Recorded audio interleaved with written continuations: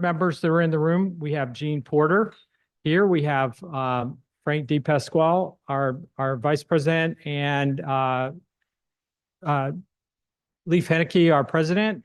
I also believe we have Vasa Olson on Zoom, and we may see John Bell. There's John. And Bill K is on. and Bill Kay is on Zoom as well. And Jim Zavril may join us here on Zoom as well. So as you can tell, the membership comments are important to not only to administration, but also to the board as well. So they'll hear your comments. They've got a board meeting tomorrow night, so I'm sure it'll be, there's Jim Zavril. And so I know your comments will be important to them as well. I know we have finance committee members in the room. To raise your hand if you're on the finance committee. Got them in the room. We've also got planning committee members in the room too, and they've all had their say. You'll hear us talk about a joint session of the finance committee and planning committee, and that's part of our process here at Lake of the Woods. All right, I want to recognize Alex. She's running our soundboard this evening, and also Lori is running our video. So thank you for helping us put together this meeting. And I want to remind everybody that this meeting is a town hall style meeting. It'll be plenty of time for members to ask questions. And like all meetings here at Lake of the Woods, they're governed by Regulation 1 that says you must have proper decorum. And so that means well, we're ladies and gentlemen meeting together. If you'd like to come up to the mic later after the presentation, if you wouldn't mind waiting till the end, and then we'll take all your questions. Ask that you limit yourself to 3 minutes. If you can, ask a question, ask a follow-up question, and then let somebody else have a turn. Likely we'll have time to get everybody's questions in. It won't be a problem. From my perspective, and I know from the board's perspective, it's the budget is not complete until we hear from the membership. We've been working on the budget since November, but we're not done yet. We still have February to finish everything, and it's not complete until we hear from you. And so we look forward to your questions and comments. We're going to move quickly through some slides, and it's to give you a look at the budget in different ways.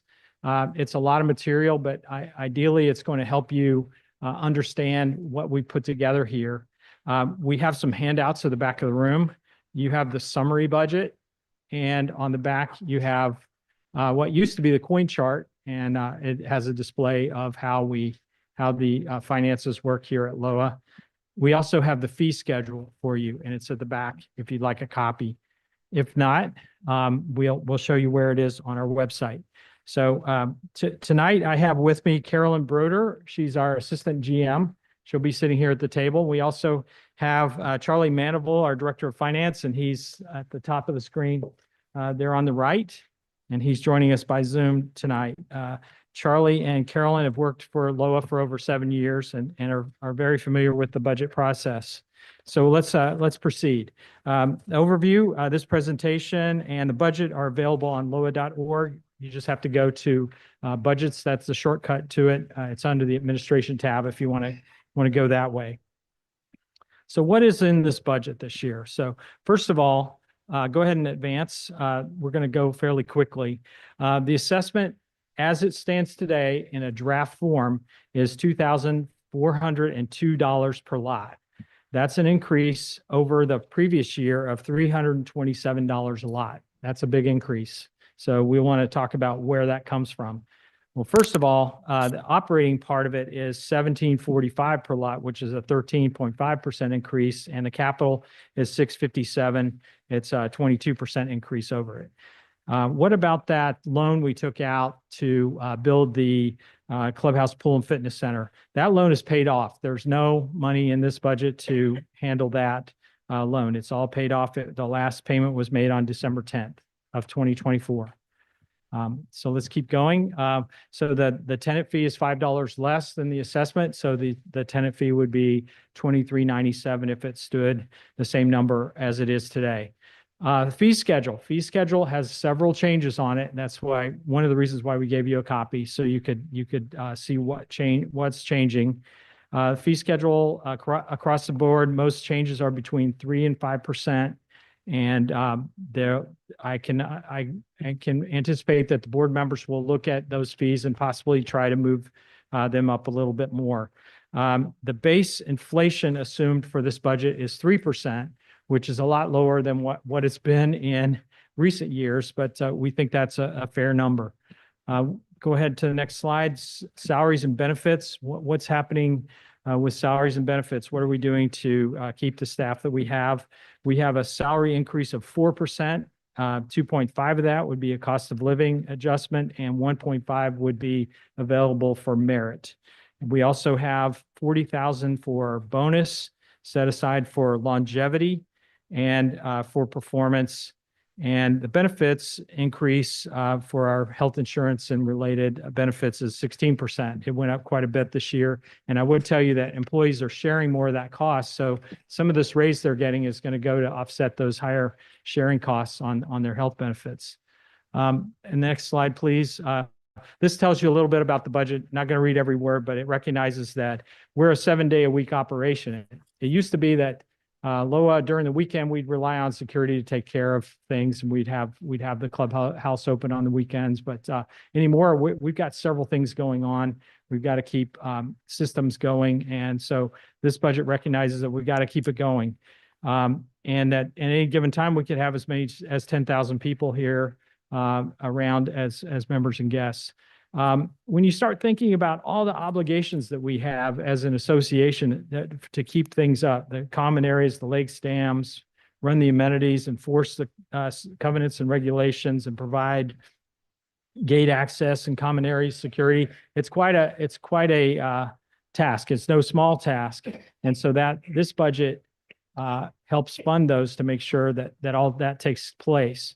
Now, the board has set some goals and has asked us to fund those goals in the budget. And so the proposed budget, and this is a shorthand version of what you can find on the LOA.org website for board, has 3 main goals. One is to protect and improve the lake's health and advance the stormwater management plan through the Lakes Management Implementation Plan. So that's number 1. Got to do that. Second of all is to improve and re-energize our restaurants. So the clubhouse and fairways are to be re-energized through sound financial practices, et cetera. The third thing is to strengthen our risk performance tools and processes. And that includes hiring a CPA firm to conduct an independent audit of our financial statements, but also a general assessment of our internal controls. And also the board's interested in appointing an assistant treasurer for risk management to look at our procurement policy. So next slide. So sort of big picture, what's different this year? Why such an increase? And we'll talk about it more, but what's different this year? Well, one thing is the board asked us to take a more pragmatic look at the budget and not be as aspirational. By aspirational, I mean when we say, for example, the clubhouse budget, I think we can get a pretty high number when it comes to revenue. They've asked us not to try to stretch and try to get big revenue numbers. They've asked us to be conservative when it comes to revenue and inclusive when it comes to expenses. And so we've tried to do more of that. So if there's a question of, well, should we add some more revenue because I think this is going to add some more money, we've tended to say, no, we're going to stay where we are because we don't know if we're going to get that money or not. It's not a sure thing. Also, what's different is we don't have additional revenues from non-assessment sources. And I'll show you that in a later slide. But in the past, we had $250,000 that we could bring forward from the previous year from new construction and renovation funds. And we just don't have those available to do that this year. We're not able to bring those forward.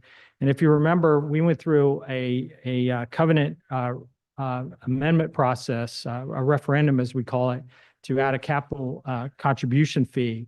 And that capital contribution fee didn't get enough yes votes to be included. So this is one of the consequences of that. Eventually, we're not going to have new construction and renovation funds to put into the budget, and we're going to have to mainly use our assessment fees. So because we don't have NCR funds to bring forward, and because the capital contribution that would have been charged new members didn't pass, well, we don't have that this year. Last year we did. And also, there's a big contribution to reserves increase that often happens when you have the reserve company take a fresh look at the plan, and that's certainly what happened this year. We hired a new company called DMA, and DMA, when they took a new look at it, had a different approach. And one of the things they did is they included more inflation than we would normally include, so that made the contribution to reserves go up. And that's what we use. The CTR, as we call it, is what goes into the budget for capital projects into the future. It's a sign of a good, healthy association that fully funds its capital reserve.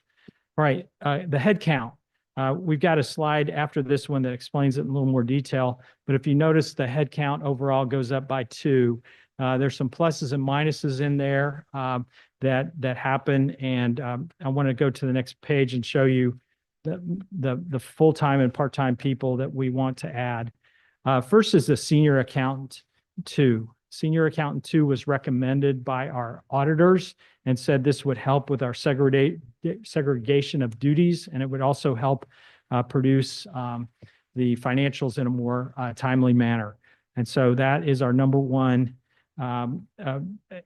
employee add that we have this year. We absolutely need to add that senior accountant 2 because it's recommended by our auditors, and we believe it's the right thing to do.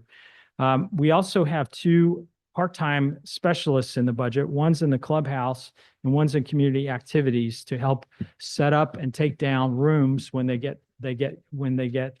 we have a community activity here on the weekend.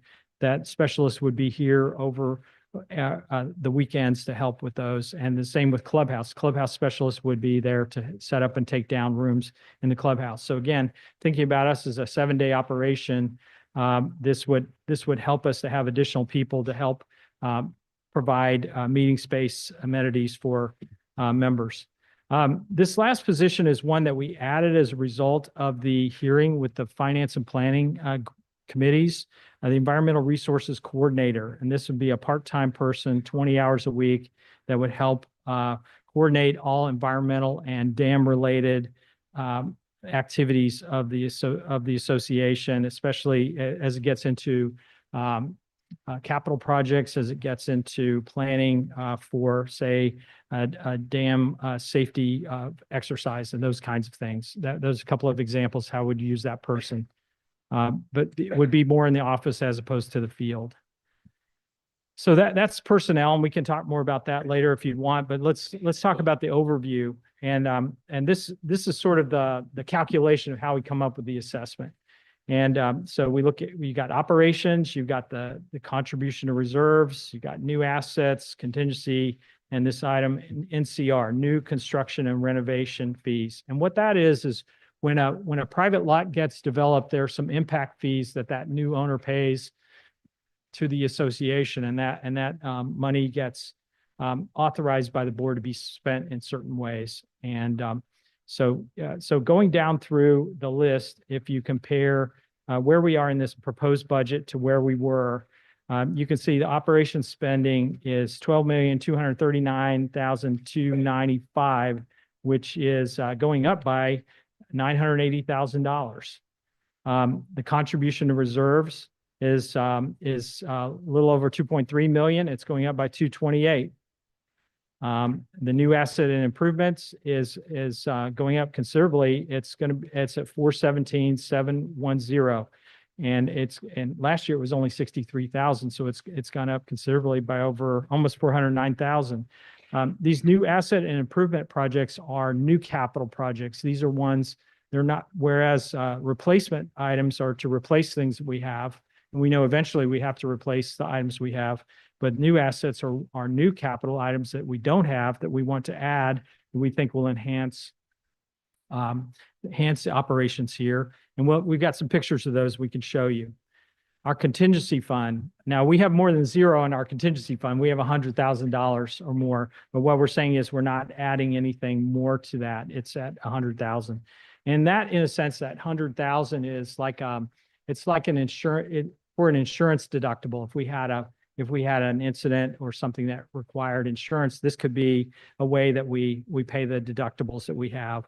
That's one use of it. And it's also for emergencies. If something pops up and we have to pay for an emergency, that money can come into play. New construction and renovation funds, we don't have any in the new budget. We had 250 in the last year's budget. So that totals up our budget. It's a little over 15 million.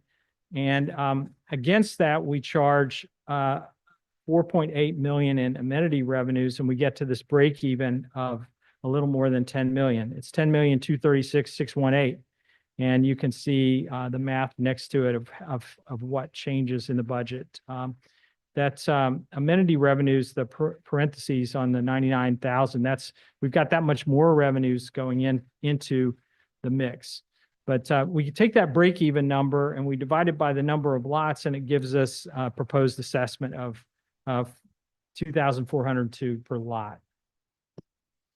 Let's go on to talk about why the assessment's going up. We've talked about it a little bit, and I'll show you some other slides on this, but you can look down the list and you can see where we start at the top with the current assessment of $2,075 and how we get to 2,402. And so salaries and benefits and the increase of the new asset and improvement projects are up at the top. And you can see how it cascades down. All right, going on to where's the funding come from? So we divide the pie into three pieces, and you can see the biggest piece is community assessment. It's, for all intents and purposes, it's been about 70% all the way through. It's a little bit lower here. We're able to, so 68% is community assessment. That's what the lot owners pay for the annual assessment.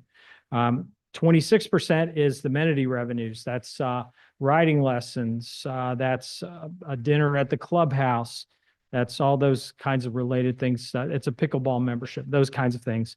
And then administrative fees, the 6% are more like transaction fees, like disclosure, resale packet, or barcode to a contractor, and those kinds of things. And they add up to be 6%. So that's how it breaks down. 100% of that community assessment is paid by members. Most of the amenity revenues and admin fees are paid by members, but we get some help, for example, from outside golfers. Anybody coming in to play on the golf course is helping buy down your assessment by giving us amenity revenues. So where does the assessment go? And we'll show you this a couple of different ways. So if you follow of this $2,402, $588 is maintenance. 454 is reserves, 360 is amenities, 367 administration, NAI, those are those projects, those new capital projects, 111, and security is 223. And security is a big deal here at Lake of the Woods. It's part of why a lot of people move here. So next, we want to show you what would typically be the coin chart, but we redid it. And thank you to Lori Carter for helping us show this in a different way. We had a member suggest we try to array this differently. But as you can see, and I think it's very readable of what we have here, we start at the fitness center where we actually send money to the bottom line of the budget. $20 of that 2402 goes to the bottom line from fitness. And then equestrian is $47, pools $44, community activities $49, golf operations $86, and that includes golf maintenance, of course. The clubhouse is $107, and Fairways Cafe is $46. So that's just the amenities, and you can see where most of the assessment goes when it comes to the amenities. Now, the next page is operations, and the line you see on the far end, the contribution to reserves, that's a very healthy sign that our association is putting that much money into our reserves. As I said, it's for the eventual replacement of items. So we're planning ahead for the future. And if you look at that number, there's a small number $111. It says NAI. That's the new capital part of that 657.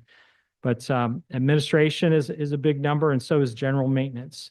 But also you see that general maintenance plus roads plus grounds plus covenant enforcement and environmental all add up to what the maintenance department's doing. So I hope that gives you a good look, and that's also one of your handouts tonight, so you can look at it a little bit better. All right, we're going on to talk about how we added up the budget, ongoing operations, maintenance, and capital replacement to get to the numbers we want. This is just a different way of looking at the revenues and expenses and the subsidy that we're counting on to put together the budget. This next page is the next few pages talks about the operating budget and what's accounting for these increases.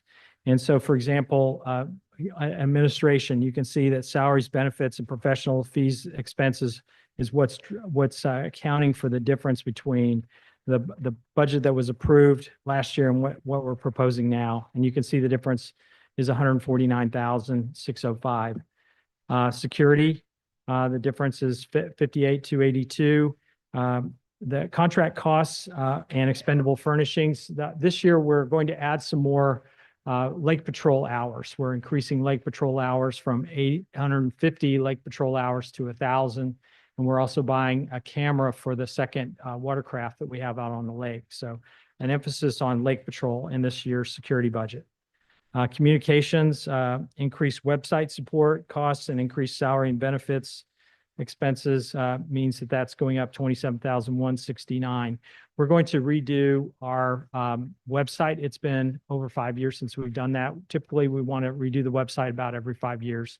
And so we're looking at ways of doing that, working with Jonas, our content management system, to do that. And there's some costs related to that we've cranked in. Of course, remember too that all the salaries and benefits are in these numbers as well. And fitness center, it's actually gotten more favorable by 10,447. Increased membership income is what we're counting on for that. When it comes to the equestrian center, we're going to need another 29,501, essentially because of lessons income. We were too ambitious with what we thought we could do as far as riding lesson income last year, and we've cut that back, and so that's resulted in a 29,501 increase. Pools stays fairly even. There's the full, actually that's a little bit better. It's about $1,558 better because we're counting on some use fees that we get from visitors. We don't charge members to use the pool, but we do charge visitors, and we sell different passes to help with that. And we're enforcing that better. We've got systems that allow us to enforce it. And so we believe that we're going to see an increase on that side. Community activities, increased salary and benefits related to that specialist. I mentioned also the rest of the staff, it's going to increase the budget by $37,846. Going on to golf operations, and this includes the pro shop and also golf maintenance. There's an increase in $122,925. We think that membership, we're going to see somewhat of a decrease in membership, and we were less aspirational when it came to the sales income, and there's some increased contractual services related. So that accounts for the difference there.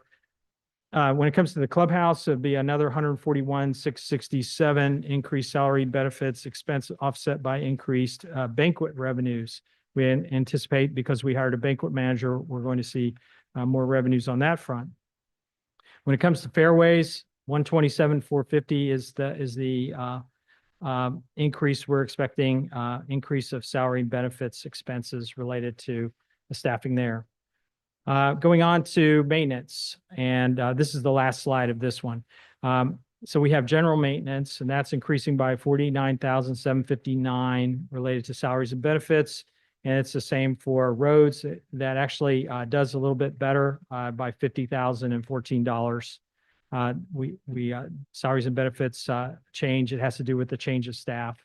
And also we transfer in this budget, we transfer one roads employee over to environmental. So that's a transfer. So you're going to see environmental change. Grounds, we've got increased contractual services, but we've also got an offset in the number of employees because we have a contract now. We didn't need as many employees. We decreased our employee count by 4. And so it's about $7,000 more. Environmental resources, that's where our environmental resources manager and staff are.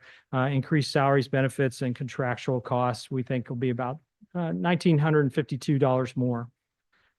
Environmental and covenants used to be together, but we broke out covenants enforcement. And so that's why it's NA from last time. And the difference, well, it's going to be $190,786, and that's accounted for by the salaries and benefits. These are the ladies and gentlemen who take care of enforcement on the private lots. Okay, contribution to reserves. Hey, Charlie, would you like to take on contribution to reserves and capital spending? Just give them a break from my voice. Let's see if we can hear you. Come off of. Can you hear me okay? Can you hear me okay?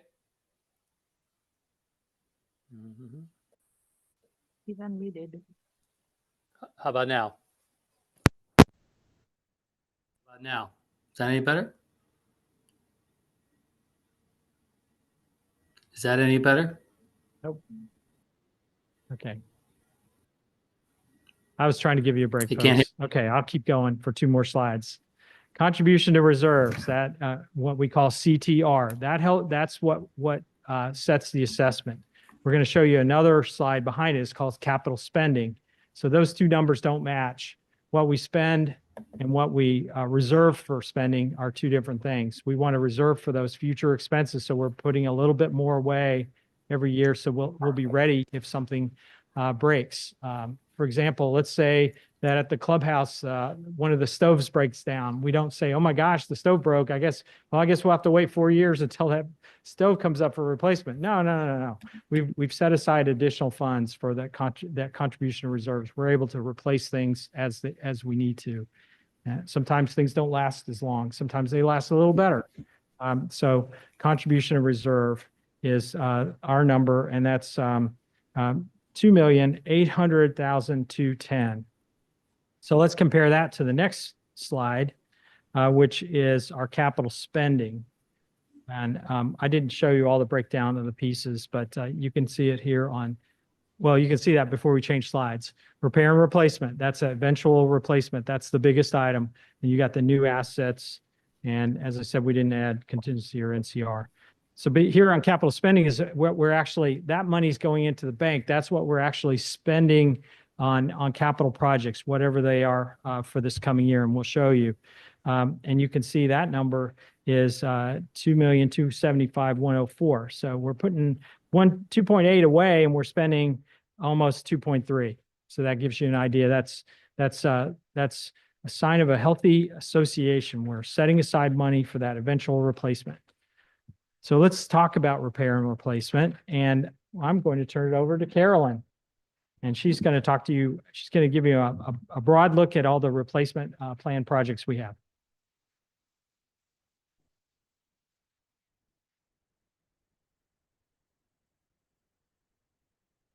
Good evening, everybody. So let's talk about repair and replacement. We have a lot of assets here in the community that we take care of. And each amenity, our reserve specialist comes in and does a look at all of them and takes a look at every asset we have. And they use an algorithm to tell us what the estimated life of those items are. So I'm going to go through briefly, talk about each amenity, talk about some of the bigger items that we have coming up and not highlight every single one of them, but some of the bigger ones. At the clubhouse, we have several pieces of equipment that are due to be replaced, walk-in refrigerators and warming drawers and such. We have a heat pump that is $28,000 that's due to be replaced for the clubhouse. And we are due to replace some of the resin wicker outdoor furniture. At the Equestrian Center, we have mostly small regular items, but the big things that are on there are we have 2 riding horses. Now, sometimes we replace those with leased horses rather than a purchase of a horse. If we have the opportunity to do so, it actually saves the association money because we don't have to buy the horse. We lease it for maybe $1. So whenever we have that opportunity to find a horse that's well suited for our dry paddock, we take that opportunity. Community activities. Now, this covers about 9 different amenities. That's why the list is so long. It's campgrounds, it's pools, it's pickleball, tennis, it's all of that. Hollyfield Playground equipment is one of the largest items on here. We will be putting that out to bid here just before the fiscal year.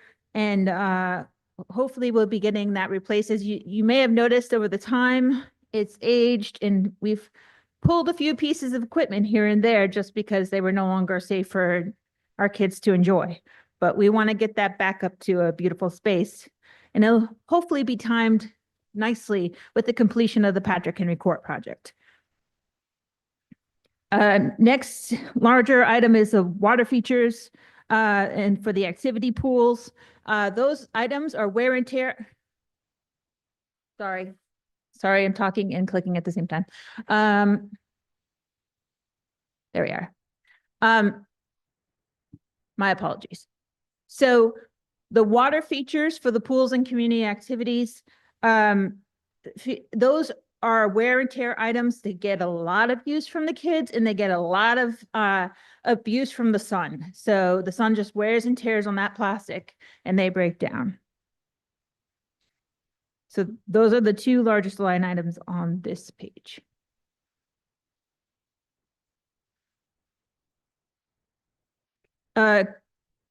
Moving on to administration, most of these are percentages of items that we replace on a regular basis, such as computer switches and workstations and monitors.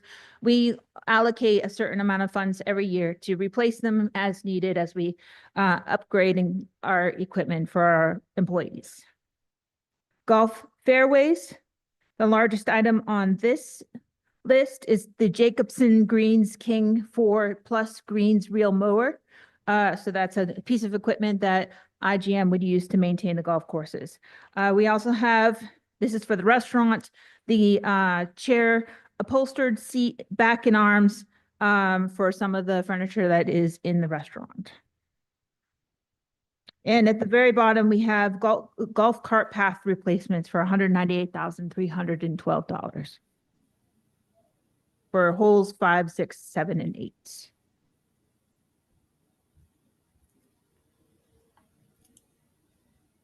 Next, we have environmental resources. We have some buoys, the Sutron weather stations, Westover stream stabilizations, and ditch restoration improvements. Now, ditch restoration improvements are also something we invest a little bit of money every year for.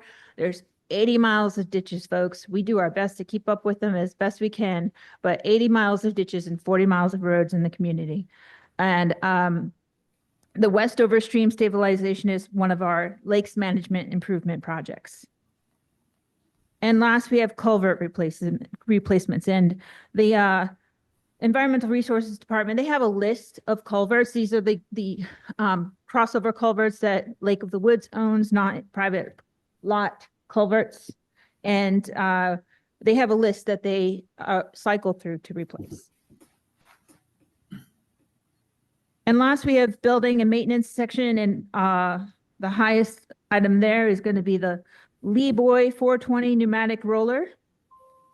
It's for our chip and tar. And then in roads, you see $213,792 dedicated to chip and seal paving. Now, we are very mindful with that funding. If we have residual chip and tar funding at the end of the fiscal year, We allocate it to identifying areas where we could put asphalt instead, because we want to convert as many spaces to asphalt. It's just much more fiscally responsible for our long-term maintenance, lower costs than long-term maintenance, but to convert everything all at once would be really expensive. So to run through some of the big projects that we have coming up, we have the Hollyfield Park playground equipment, $122,881. The swing sets that's at that location are brand new. We just got them. We will not be replacing the swing sets that are there, but we will be replacing a lot of the other equipment.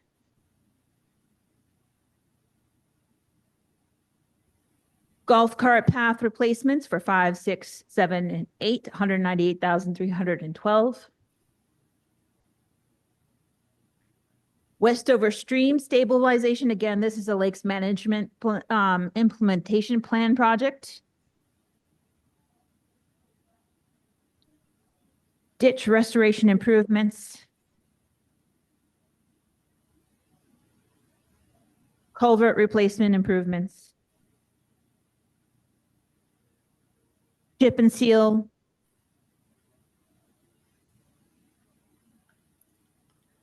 And then we move on to the new stuff.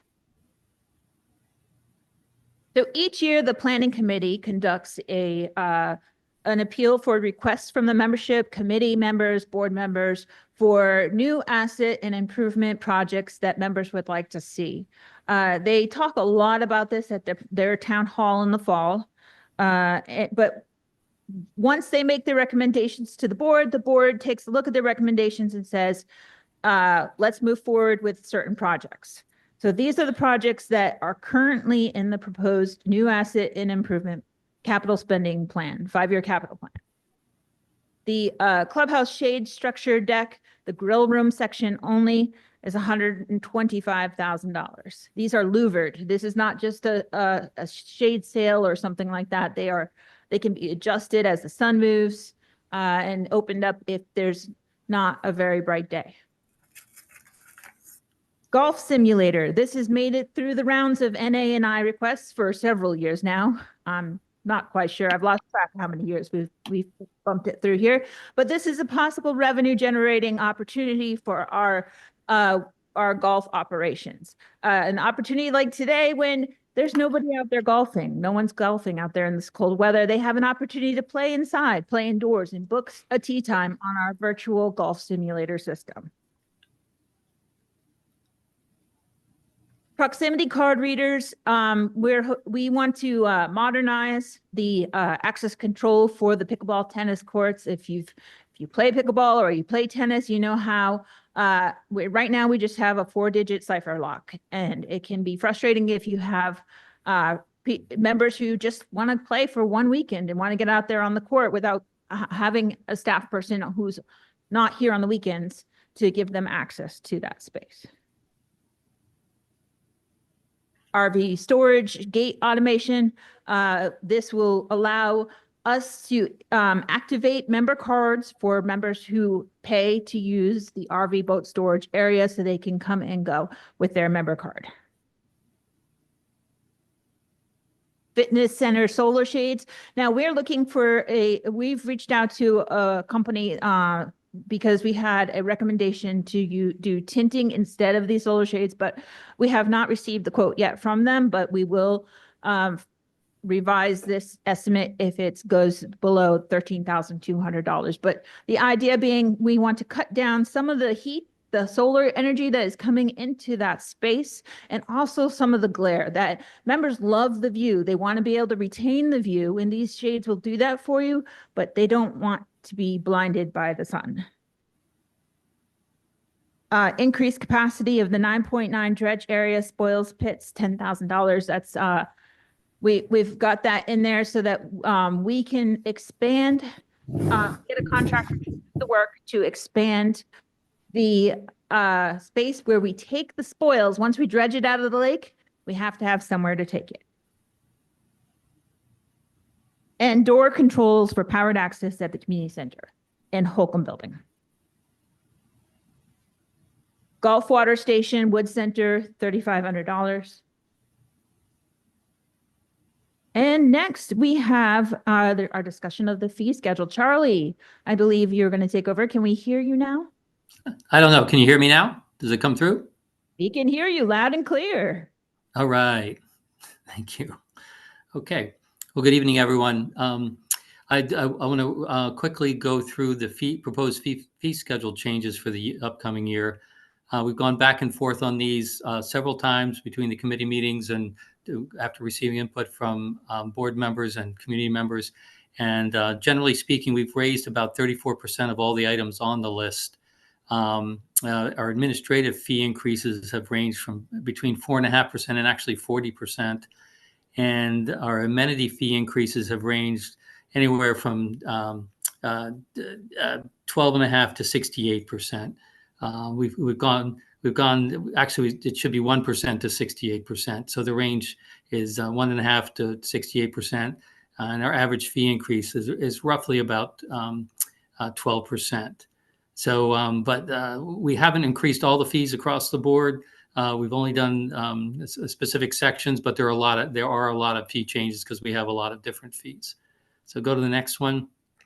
Under administration, so the tenant fee does go up, as we noted before, from $1,987 to $2,397. We've increased late charges as well because of our overall assessment has gone up, so we're able to do that from $105 to $120. And we've also increased the credit card transaction fee from $50 to $70, and the quarterly surcharge from $13.40 to $14. Guests and the annual family guest pass, we bumped that up a little bit as well. We've added a new item called the resale certificate inspection fee, which is a fee we have found that we are permitted to charge. So that'll be part of resale certificates going forward when members are going to sell their property and they ask for a resale certificate. As part of that process, we do an on-site inspection, and that fee will become part of the overall charge.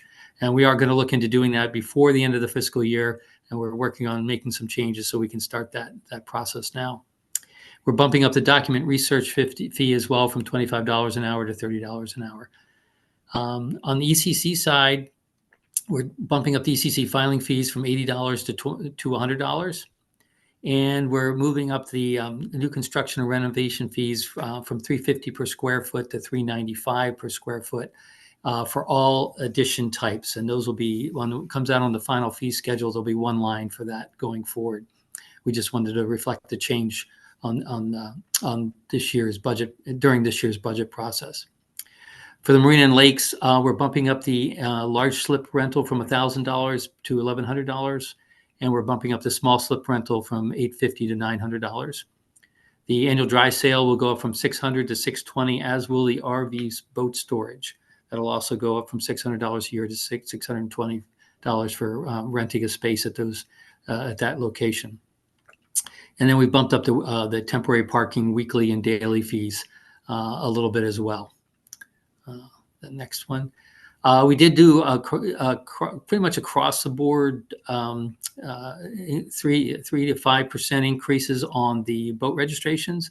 We've come up with one. We wanted to use one fee rate for all the self-powered boats, so we've moved them to $35 a year. So there's no longer up to 8 foot and over 8 foot separation. We just move it all to one fee. So we've gone and moved that to $35. Sailboats are also going to be up to 14 feet are going to be $35, but any sailboats that are actually over 14 feet will still stay at the $65 rate.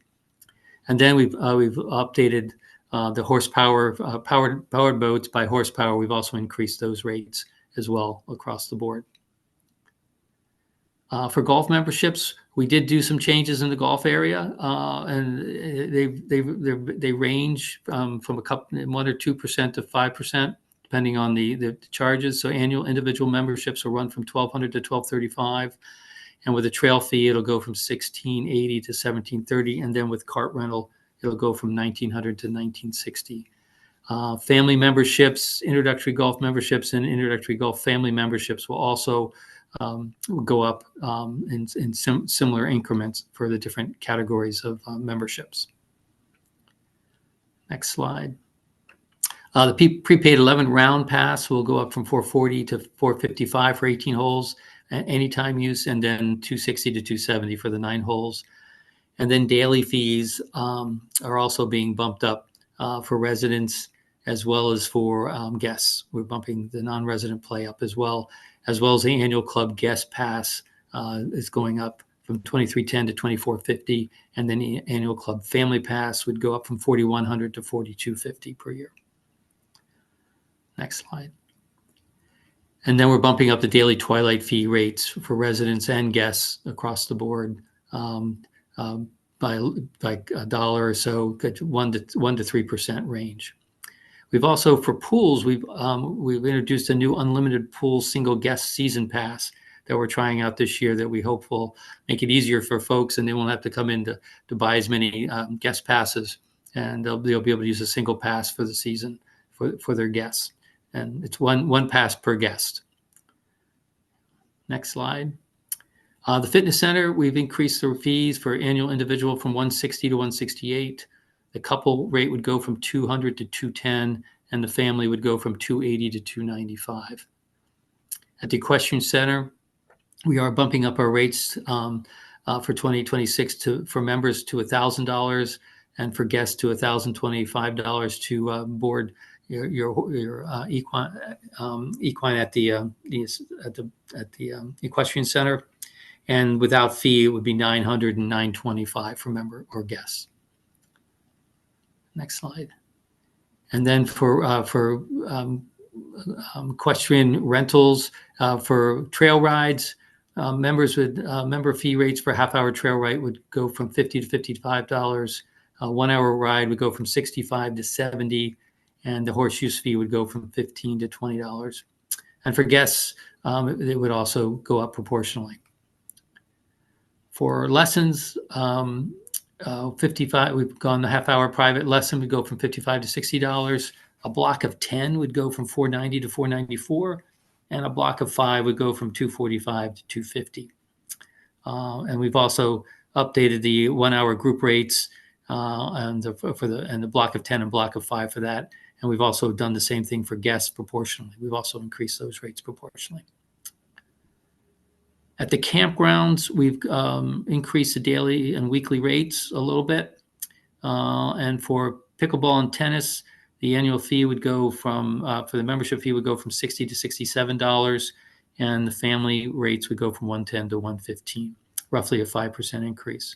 Guest play multi-packs would also go up for 10, 20, and 30 visit passes.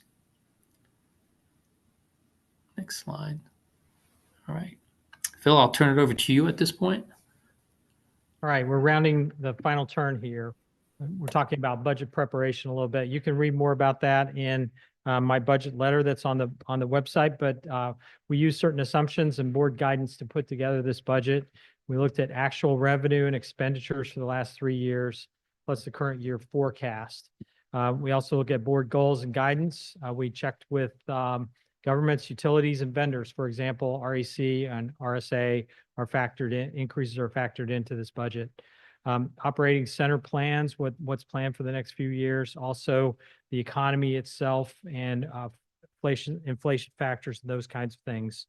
I mentioned the review by the committees. We had a multi-day review of the budgets by the joint finance and planning committee, and they made further recommendations on that. Now, I mentioned that the budget's not complete until we hear from the membership, so we're about to hear from you. The board at tomorrow at the board meeting, I'll turn over the budget to the board, and then from then on, any changes will be made by amendment. I may make some changes tonight based on your comments, and but then from then on, it'll be the board. And here's some potential amendments that we've heard of that could happen. One to finance the shade structure, another to finance some of the other new capital improvements. Reducing food and beverage operations loss to revenue ratio would be another. Another would be to increase all powered watercraft by 4% across the board, as opposed to what we proposed. Another would be to account for the NCR fees by establishing an appropriate revenue and expense line items in the budget. Another would be the placing the bathymetric study in the reserve fund. Right now it's in the operation fund. Another would be to increase operations revenue for golf simulator, and another would be to increase fitness center fees. So I anticipate that the board is going to want to make additional changes as they try to right-size this budget for the membership. Additional opportunities for input beyond tonight. We've got the board meeting tomorrow night. It's a night meeting. It's at 7 o'clock.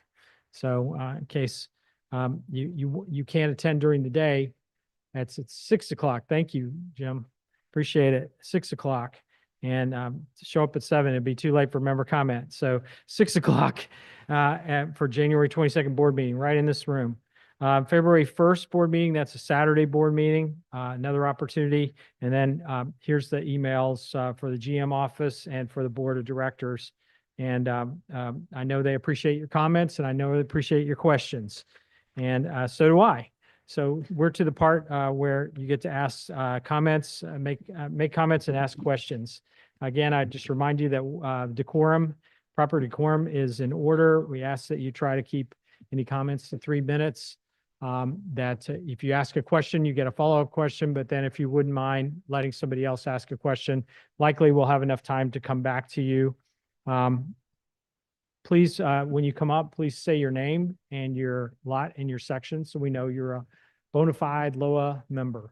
And so at this point, we're ready to take questions and comments. We will go back to Zoom here and then, and I've got Carolyn to help and also Charlie to help answer your questions.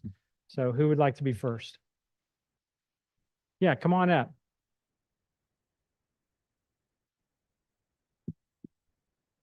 We'll take a few from the audience here and then we'll go to Zoom. For those of you on Zoom, it looks like we got about 70 or 80 people in the room.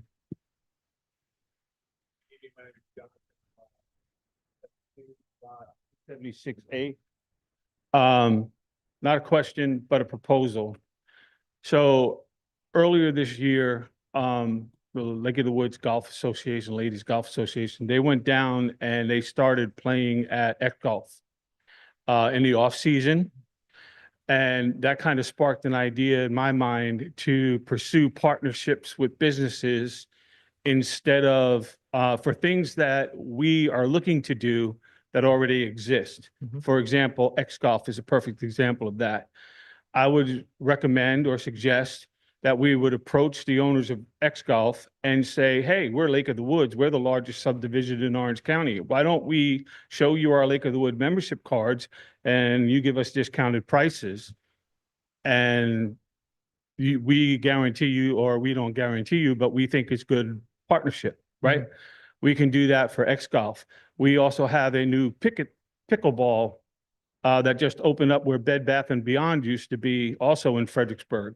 So there are businesses within a reasonable distance that already exist that I think we should take advantage of the partnership proposal rather than putting the expense on the entirety of Lake of the Woods that may or may not even use these things.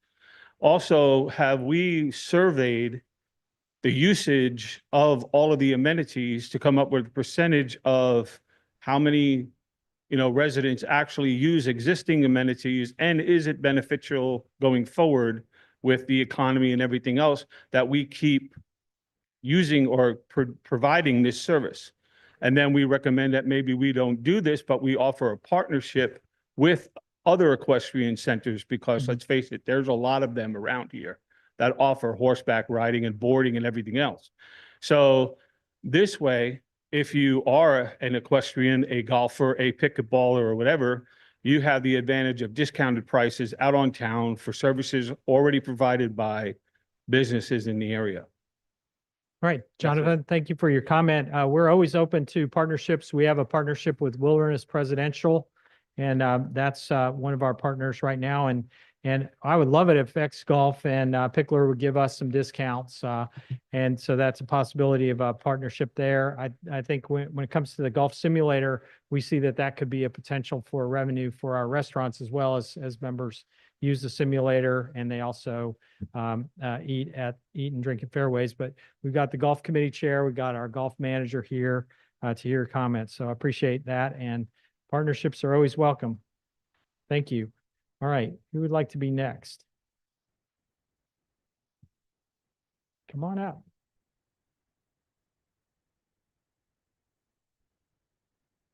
My name's Mary Jo Boner. I live at Section 9, Lot 170. I was a pool manager for 70 years, and this $100 fee, we had that at our pool, but we had two rules, and one was that you had to be a member to purchase it for somebody, and that the person had to be at least 16. Because you don't want some young child purchasing it and then no one being Right. responsible, because I've been up at the pool and there's a lot of things going on that are very dangerous. And it's not, there's going to be an accident up there and there needs to be more supervision. And so if you have people coming up purchasing them, they should have a supervising person there. Okay. Okay. Good point. Thank you very much. And we'll take that into consideration as we sell it. And if you have something specific you want to talk to me about dangerous, we don't want dangerous at pools. We'll be glad to talk to you. Thank you, Mary Jo. All right. Who would like to be next? We got some people on Zoom. All right. So we'll go to our first Zoom person while you guys are deciding if you want to come up or not. All right. Who's the first person on Zoom? Alex, you tell them to go.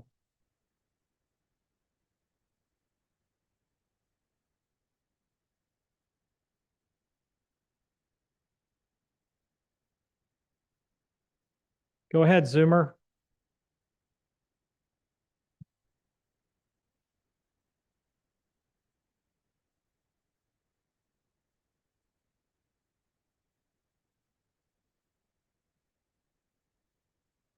Alex, who have you got? There's three of us with hands up on the Zoom. Which one do you want? It looks like Bob Fritz is Okay. online. I'm here. Hi, Hey, Bob. great. Thanks for the presentation. Quick question about the rate increases for the annual slip rental. I know that last year the large slip went up $100. This year it's $100. It seems like it's kind of, let's just throw $100 on. Was there a reason for that? Because the golf memberships in the same ballpark price wise, maybe even a little higher, or didn't go up by 10% at all. They're going up by like 3%. I'm just wondering what the rationale is. Because the docks don't potentially generate revenue. Is that a possibility? You know, 10%. Hey, Bob, we'll take a shot at the answer. We looked at the market on both of those for golf and for the slips. Charlie, do you want to say more about what your staff was able to do in checking the prices? Yeah, we checked several nearby facilities that offer the same service, and we found that we are a very good value comparatively. So the last couple of years, we've been looking to gradually bump up to get a little closer to what the market rates are. So we're getting there, and that's the reason for those increases. We are considerably lower than what other locally marinas are offering at this time. What other local marinas are there? I don't have that off the top of my head. We have a chart. We went through and did a survey of the closest by, and I can pull that up and give you the information, but I don't have that with me right here, unfortunately. Lake Anna, one of them, Charlie? Yeah, like Anna's got to be a member. Is there something else that jumps up? I'm not aware of any. Yeah, Lake Anna, I believe was one of them, but there were like 3 or 4 that we looked at, and they were all considerably higher. And they had different offerings too, so we tried to discount for that. And you know, they weren't exactly the same as what we offer, but there was enough that we felt that we should raise the rates because the markets were pretty low in the market as far as market competitive. Here's an idea. Have you thought about? We got a big waiting list to get in because everybody tells me the waiting list is ridiculous. It is. One idea for revenue generation is if somebody was to stay on the waiting list, you know, charge them a fee a year to remain on the waiting list or withdraw. And I bet they're going to stay on, and I bet they'll want to pay that fee to stay on the waiting list. Yeah, we do have the initial upfront $50 Yeah. that we do collect, but we don't charge additional amounts and then, until it comes time when they finally make it to the, It might be something to look into. To stay on the waiting list, $50 is like nothing, but to add a little bit every year. If you want to stay on the waiting list, $10, something simple, but that would generate revenue to maybe ameliorate the charges people are already paying to keep the dock. okay. All right, thanks. Thanks, Bob. Appreciate your comments. All right. Somebody else on Zoom?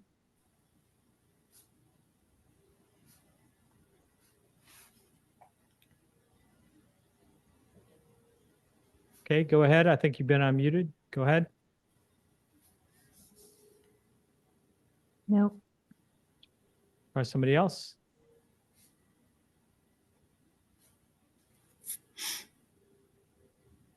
Dave Davies, please. Hi, good evening. Dave Davies, Section 13, Lot 77.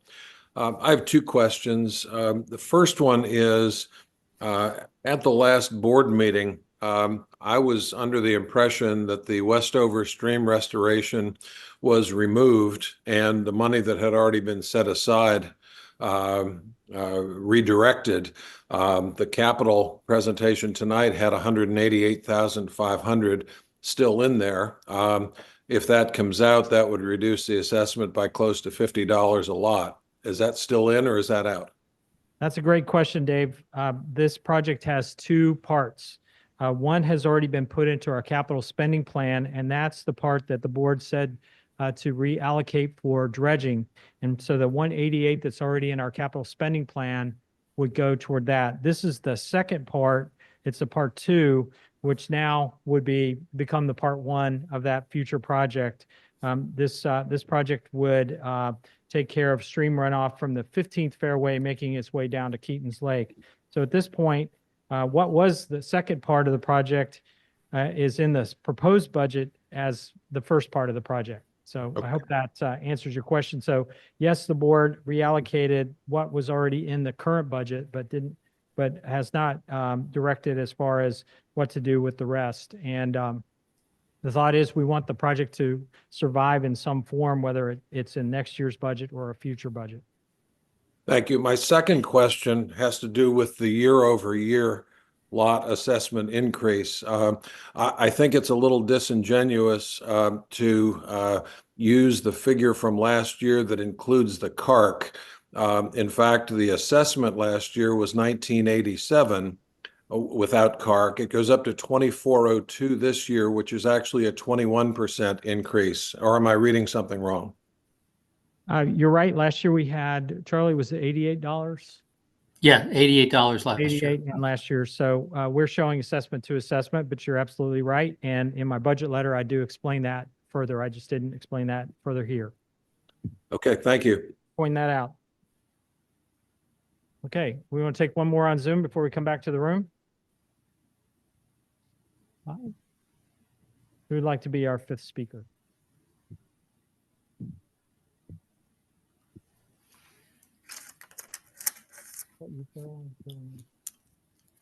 It's Alex, but We'll give him one more chance, but come on up. You're next. You can. I don't think they're unmuting on Zoom. If you have your hand raised on Zoom, Alex is trying to ask you if you'd like to unmute. If you do want to speak, please accept when she offers that.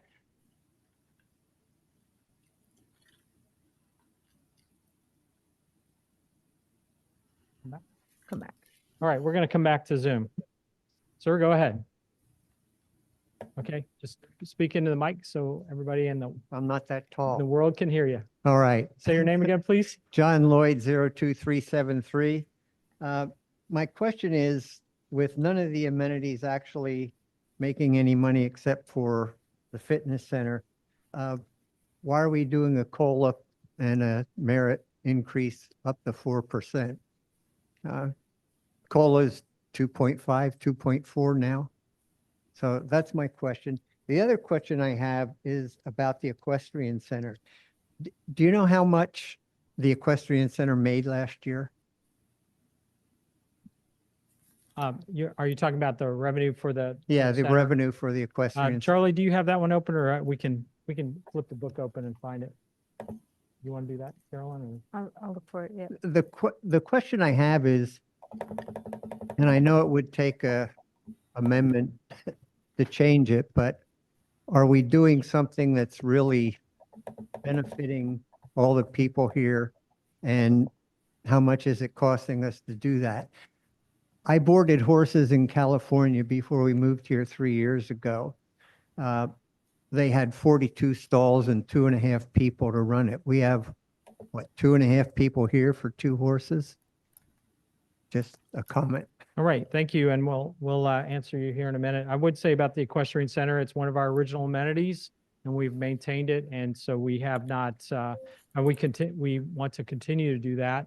When it comes to boarding horses, we are trying to match what we believe our costs are going to be. What allows us to get revenue that offsets the assessment is the riding lessons. And that's what we're trying to concentrate on for the most part. But we do have pony camps, and we do have trail rides into the national park. It's a very unique situation that we have here. We're not like any other association. And so I would certainly be for trying to maintain our equestrian center continuously. What's our revenue number for last year? So Section. the total revenue for last year we're talking FY 23-24 because we're still in 24-25, and that total revenue number, forgive me, I'm flipping. Oh, do you have it, Carolyn? Go for it, Charlie, if you got it. If you can say it faster than me, you win a prize. Yeah. Hang on. Oh, there it is. I got it. It's on the bottom line here. So Yeah. total income, what, 81,291 is total 291, revenue. 81,291. Right, that's revenue, and then total expenses were 279,699, net subsidy 198,408. So the subsidy is 198. So you ask why we would give staff a raise since we haven't broken even on amenities. Amenities for the most part are always going to be subsidized. That's not necessarily the final answer on why we're giving raises, but I would say that we want to maintain our staff we have, and if we don't give some sort of raise, they're going to look and go elsewhere, and so then we'll be in the situation where we're looking for and trying to recruit staff. And so this is our attempt to maintain the long-serving staff we have and keep providing the services we have that you enjoy almost every day. Certainly snow removal is one of the big ones that we've enjoyed. I would put our crew up against any crew for what they do on the roads as one example. But it's to retain staff, and we certainly want to challenge our amenity managers to make their revenue budget. But it's hard to make your revenue number. It's easy to stay within your expenses for the most part, but it's hard a lot of times to hit that revenue target. But I appreciate your comments, and I would tell you that this is a reduction from what we originally proposed on the salaries. You got to follow up. Can I follow up on that? And one of the things about the merit is if you're getting a 4% merit increase on somebody that's making 150,000, that's a lot different than a 4% merit increase for somebody that's making 35,000, and maybe that ought to be taken into consideration. Well, thank you for that comment. And we do have a range. Not everyone gets full merit. They've got to show that they've produced for the company over the year to get that higher number. So I hope that helps explain. We have another, we have 2 more on Zoom, but do we have somebody in the room? Come on up. Who's next on Zoom? Hi, good evening. Jeff Groningen, Section 5, Lot 198. You mentioned earlier about the outside golfers with the revenue that drew down the HOA. Where is that on your line and how much revenue did you actually Okay. bring in? That's a great question. It would be part of our daily rounds. And Charlie, I don't know if you can get to that. It would be in the golf, detail of the golf budget. That's, Okay, I'm not trying to be hard here, but you didn't No. answer my question. well, I don't know that, I don't want to get the number wrong. Right. But that it's, I don't know, Charlie, he's looking it up. He's trying to find it. Bear with me.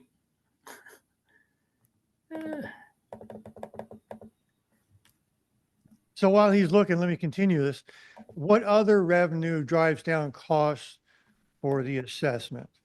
You're talking about, okay, this increase, that increase. Where does that money go to that helps us, the Mhm. people who are funding this for you in so many different ways? Where does that come from to help us? Well, part of it is the fee schedule. In the last few years, we've increased almost every fee every year. And Right. so that's having the people that are directly using those amenities, paying more of their share of that. So Okay. that's one place. So- Also banquets, to the extent we can get large banquets, that's going to help offset. But how many banquets over the course of the last couple of years, on an average, that you actually made any money to turn it back in is another point. And I'm sure people are saying the same thing. But my concern there is if it's not doing anything or even coming close, take a hard look and stop. Get back within the budget. Because if you set a budget for 15 million a year, I just don't understand where you're spending 15 million a year on this when you're raising between 4.5% to 40% for administration fees to swipe a credit card, but we're not getting anything back out of that. Are those going directly to your operation funds? And there's multitude of operation funds on your budget line. Where is that going to? Because if I'm getting charged, which I am, to swipe my credit card, and I'm getting charged anywhere from 4.5% to 40%, something's wrong here. Well, Now, credit I'm not a cards- mathematician, but something's wrong here. Well, credit card, the swipe fee for credit cards is paying the merchant service company. So a lot of what we have are transactions that we have to offset somehow. Right, REC or your RSA is Mhm. charging, what, $2, $3 for each monthly pay? But you're charging double and triple of that? We don't upcharge for RSA or REC. We pass that straight through. We try to budget what No, the actual costs are. We don't charge It's a credit card percentage. fees. We charge, for when we do charge credit card fees, we have a percentage. It's a percentage of what we charge. But where does that percentage go back? Because then we have to pay an extra $26 to try and recoup, as I've been told, some of that money back. No, it offsets what we're getting charged by the merchant services company. So it doesn't get put back onto your assessment. When we do have a credit card fee, it offsets the expense that we are incurring as a business to have the merchant services fee. And it's only for the annual assessment. We don't charge it for anything else. We charge it for the annual assessment. But what is helping, the bottom line here, let me just circle back, what is helping us? I'm not hearing anything that's helping us as members or who are supposed to be voting on capital improvements and voting on, what should be spent for capitalization, when I think my own opinion, Jeff's opinion is we need to take a hard line and stop some of this spending. If it doesn't reach the minimum spent, stop it. Mhm. Stop it. Let's get back within the bubble and then we can progress further. Well, I don't know where to start to tell you what's in it for you. Every department is there to serve you in some way. I mentioned roads department. They're making sure that the roads are open during the snowstorms. They're making sure that the grass is cut along the roadsides to keep it good. They're filling potholes. We're repaving roads. All that's on us. We can't, these aren't state roads. We've got to do it ourselves. Right, So, but just take for an example, and I'll close with this. Part of Lakeview Parkway was resurfaced, Moore Macadam. There were no holes, there were no cracks. The edges of the roads were fine. What prompted the spending of the money for resurfacing something that didn't appeared to be, there wasn't any drainage issues along there. The road certainly wasn't widened for a bike trail or a walk trail along there. Half the time they didn't even go past the, the normal 10 feet or assessment. So to me, that was a waste. Well, we're resurfacing roads before they get in a shape where we're having to patch them. And so we've got other sections coming up that are showing some damage too. We skipped one to take the one on what we call Sally's Hill and goes past front entrance pond down to the front entrance. That one had gotten particularly bad, and we went ahead and resurfaced it. So we try to stay ahead of these by staying on our replacement plan. So I would tell you that there are all sorts of things that benefit you in terms of what the maintenance we stay up with, the replacements that we put in place, the new capital items that we do, and then for the staff that's there when you call us, where you can find us, you can get somebody and get them out to look at your problem. And I would say it rivals any local government what we can do for you. And so we're here, we're there, and it takes people to do that. It's a very thank you. labor-intense organization. Good, thank you. Thank you. But you make some good points. We got to stay within budgets. Do you want to switch back to Zoom for a minute? Sure. Okay, I'm going to try and unmute Donovan. Donovan, when you see the request, please accept.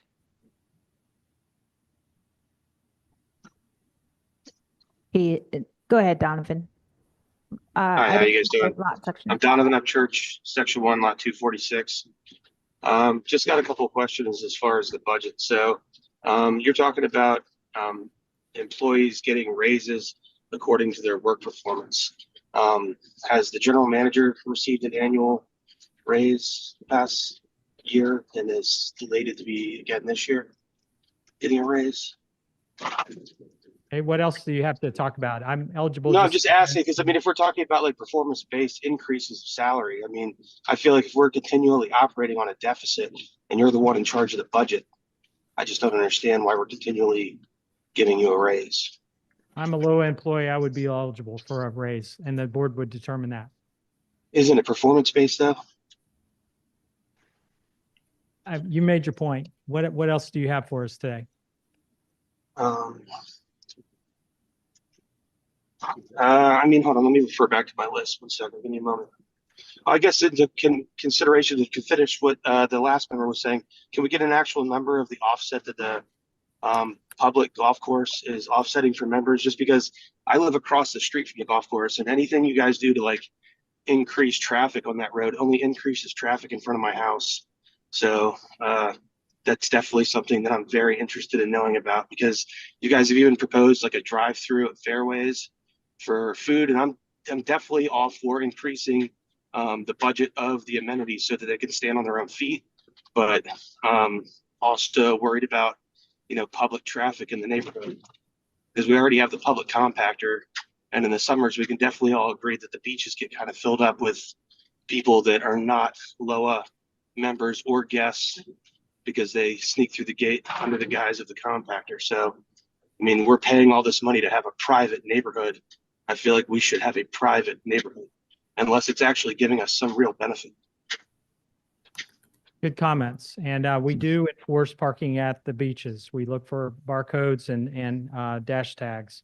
That's part I know, of but what you can't we do. enforce parking. There's no way to cite. You can't cite, issue anybody citations for that. The best you could do is have them illegally, trespass by the Orange County Sheriff's Department. I mean, you can't even recoup funds from people that trespass. You have no legal right to issue fines for that. We can't ask people to leave for trespassing, no. So I think we've agreed we'll report what the outside golf income is. I could venture a guess, but I might be wrong.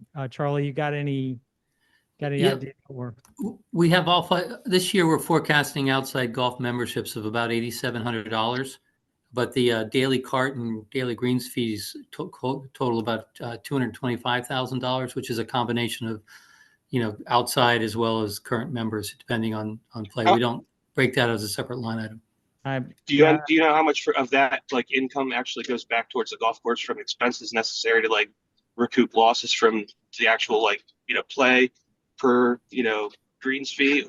And how much of that actually goes back to the neighborhood, not just the overall income? Well, that gets applied to the golf profit and loss statement. So it offsets their costs. Okay. So I'm not sure I'm answering your Offsets, question. It offsets the IGM golf maintenance contract, so Right. we'll try to dial that in a little closer. I would have guessed maybe $60,000 outside income. I might be wrong, so I'd like to look. How often are we purchasing Universal a new security vehicle? Is that an annual thing that we do for them? Security Vehicle. gate? Yeah, for like the new vehicles that we provide for security, is that something that we purchase annually, or is that a biannual thing? How do we?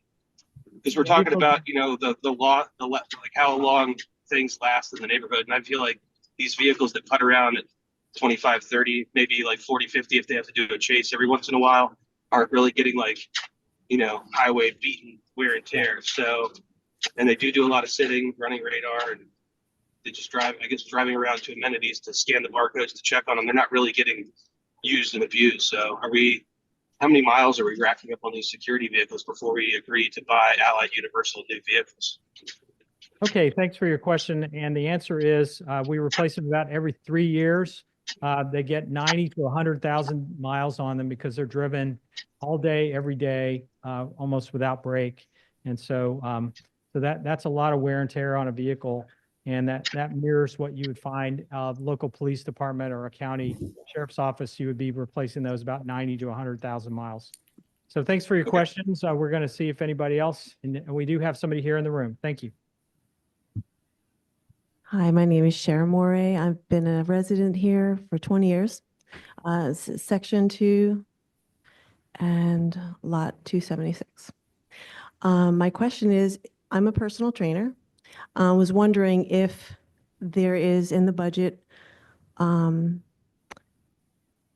money set aside for a specialist that is manning the fitness center to help people so no one gets hurt, someone that's knowledgeable. Do you guys have money in the budget for that?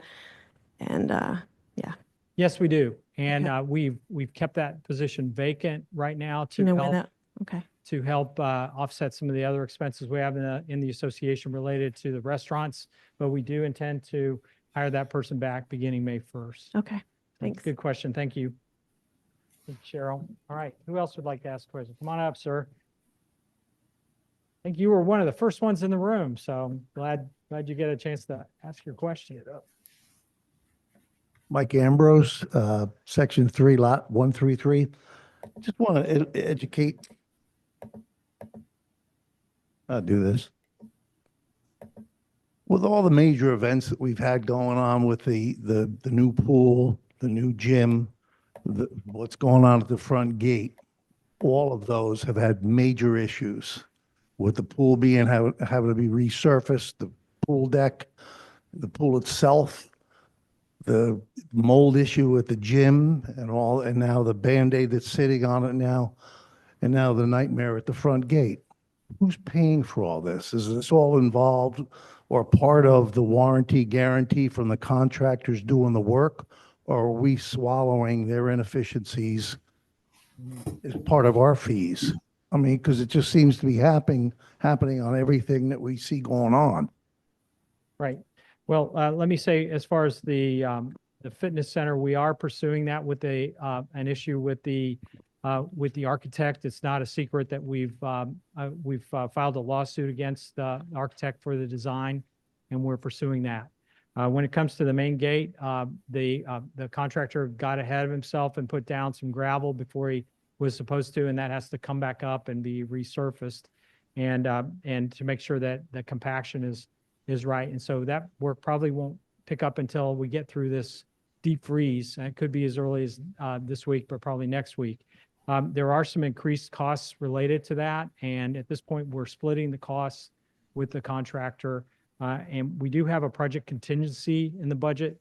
And we've also, if we need to go beyond that, we've identified some projects with surpluses. So at this point, we believe that we can contain it within the cash that we have for this project and other projects.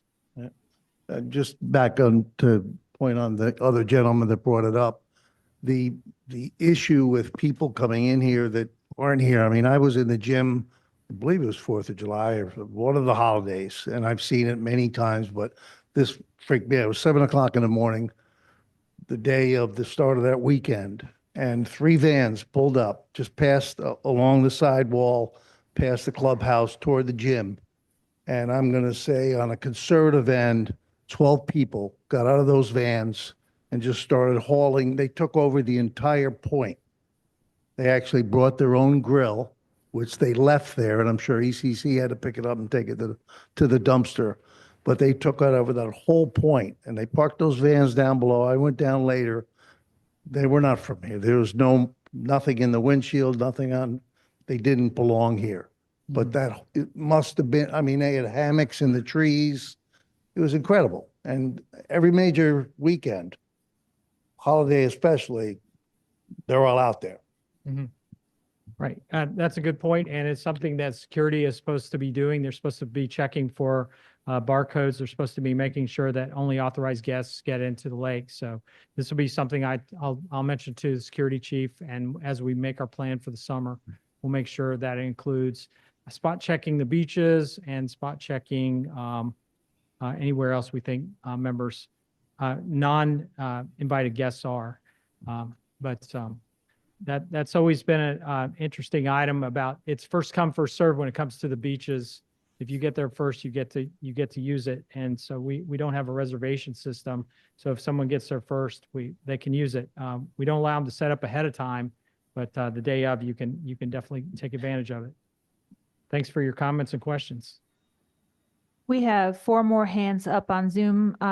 Kim Enright, Lemaire, I'm going to send you a request to unmute. If you'd like to speak, please accept.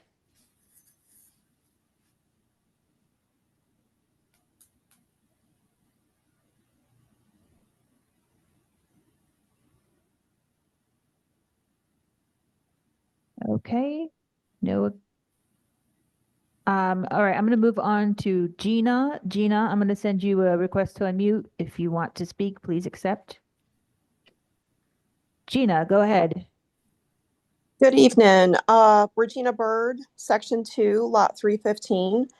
And I just want to get a better understanding. I know a comment was made earlier about amenities that were, just have always been a part of the community. And is it the board's stand that regardless of how much money these amenities will lose year after year, that no other hard decisions may be considered with using them differently? If you have a clubhouse that's losing $750,000, or right now it's over $300,000, use it as maybe a banquet center. Is there ever going to be a consideration to do something with amenities that are losing money? Or is it going to be what's happening now, where our HOA fees will continue to be increased because people refuse to maybe look at these in a different way? I think you've made a good point, and we absolutely can look at using amenities in different ways. That's part of the conversation we had with the Finance Committee and the Planning Committee. The Planning Committee looks into the future and thinks about what the possibilities could be for amenities. Earlier I meant to mention this as somebody came up and said, do we ever survey? Yes, the Planning Committee just finished a survey that was published in Lake Currents, is on our website. You can see what are the most popular amenities. But I think we have to be open to evolving our amenities to something else. But we also want to make sure if we make a change that it's for the good, and it's for the good of the membership. So to me, that's a membership conversation that can either be led by the Planning Committee or the board for these kinds of things. So we're not proposing any sort of change in how we have the amenities, but you make a good point that we have to, at some point, the investment we make, there has to be some sort of return, or there has to be an understanding where we're going to maintain this even though there isn't a significant return. So I hope that helped answer your question. I would say get involved with the planning committee, come to some of their meetings as they look into the future. Okay, and then one last question. When it comes to the front gate, I did not know until, I'm a fairly new resident, and I did not know until after purchasing in here that people can come in saying that they're going to the dump. People can come in saying they're going to play golf. They can come in saying that they're going to church. So it's really a false sense of security with this gate that we spend so much money to maintain. The security, now we're spending money to widen it to prevent congestion. Have we ever considered just allowing it to be an entrance and then investing that money into actual security in the subdivision? Because it's really not securing the subdivision. Pretty much anybody can come in. I would say we've never seriously thought about getting rid of access control and converting that to road patrol. So the answer to that is no, we never have. I do want to say one thing about members access or non-members accessing the compactor site or golf or church and your examples. We do watch for those kinds of things. I know I've heard the story about people going to access the compactor and then staying. We actually give timed passes. The passes are marked in a special way that you can't go to another amenity with that pass. You can only turn around and come back out. And this is a partnership with the county. If we thought that there was some abuse on that front, we could talk to the county about that and about their partnership in that. But we do watch for that. And when it comes to the golf, we have tee times, we have registration through Golf Now and also through our tech control. And the same with the church. If you're a guest of the church, you're put down as a guest of the church, and we track you that way. So, are we the same as a military post? No, we're not. But we do take it seriously, and security has a duty to enforce the member guest privileges when it comes to getting onto the property. So we can always do better, and I appreciate your comments, and I'll share those with the security chief. Thank you. You're welcome. I am next going to unmute Robert. Robert, if you'd like to speak, please accept. Go ahead, Robert. So I want to know where the oversight was for this third lane gate, because I work for VDOT, and when I came in that night and saw that there was a stone base on there, that's why I called out the subgrade and the sub base. So obviously nobody is doing their job as far as oversight. Second of all, when I'm coming around Westover and I see a contractor, the same one, BZ Excavating Company, clear a lot, totally clear a lot without MS4 measures in it, I have already called DEQ on that, and I will continue to get federal involved if you guys cannot get your shit together. Oh, which language, please? Robert, what's your last name? MacDonald. Thank you, Robert. And, if you feel like you need to talk to a state agency or something like that, please do that. But I will mention I'm from VDOT. That's why I called you guys out on it, because I knew that you weren't doing the job correctly. And all these members need to know what is going on and how to fix this. Because if you look at the other gate, at the front gate, and you see that the asphalt is tearing, I bet you there was no compaction readings on that either. And I think that... Hey, Robert, we're going to pull that back up and redo it and measure the compaction. So as I said, the contractor got ahead of where we were on this, and it can be repaired and can be pulled back up and put back down. So you make a good point, and I've tried to explain that today, and we put that out in our social media and newsletter about what the status is on those projects. The problem is, Phil, I really don't believe anything that comes out of your mouth anymore. I really don't. Thank you. So, yep.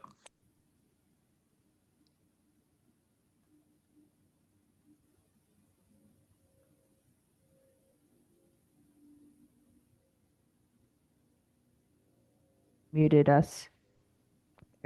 I'm now going to unmute Mark Steigerwald, please. Hey, Mark. You there? And great job on the pronunciation. I wasn't going to hold you to it. So thank you very much. And thank you, Phil, for having this meeting. You're welcome. My question was around the compactor. And have you guys ever thought about, getting that out? I know it's a county partnership. We looked at maybe going to a partnership with GFL. I think I pay like $30 a month. Maybe tack it on to the HOA. I know we're talking about bringing it down, but I mean, that's something I'd pay a little extra for. So I want to understand what you'd pay extra for. I understand you're asking about the For the compact. for trash services. Oh, trash services. Yeah. Well, first of all, you mentioned the compactor about it being on LOA property versus somewhere else. Was that part of your question? No. So I understand it's a partnership with the county, and I don't know. Do we manage it? Do we pay for it? I didn't even see that in The county leases that property from us, and there's been talk in the past about moving it to over near the school property, but as I understand it, there's nothing in the capital plan of the county to do that. So for the near term, it's going to be on the LOA property that we lease to them. So we do have an agreement with them. Yeah, and my concern is the same as everybody else's, because like when I first moved here, I had a conversation with a guy at the beach, just like everybody else. And hey, where do you live out here? Oh, I don't live in here. I just say I use the compactor, and they go to the beach. And I was that opened my eyes that, I moved here for safety and security of a community, and that's not pretty safe. Well, I think you're driving this point home, and I'm definitely going to make sure the security chief understands, and we can go over our plan for the spring and the summer to make sure we watch for those kinds of things. Okay.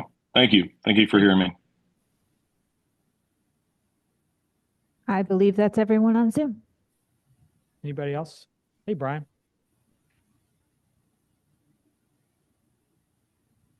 I'm good. Are we on? I think it's on. You here? Hello? Okay, Yeah, there we okay, go. yeah. Yeah, just a couple quick clarifications. I know for the first, I think 6 or so years of the CARC, when we talked about the assessment, we separated that out. Obviously, it was the 191. And then through some, good luck with interest rates, we were able to bring that last payment down to 88. And that was last year when we paid it off. When the assessment, and I think Dave Davies brought this up when he mentioned a bit ago, but I want to make sure I put a finer point on this.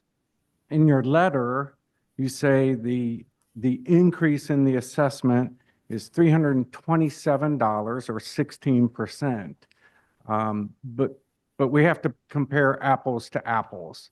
So if we look at CARC being out, which we took it out, except for last year, it wasn't actually accurate last year when it was advertised. We used that lower CARC to make it look like the assessment didn't go up.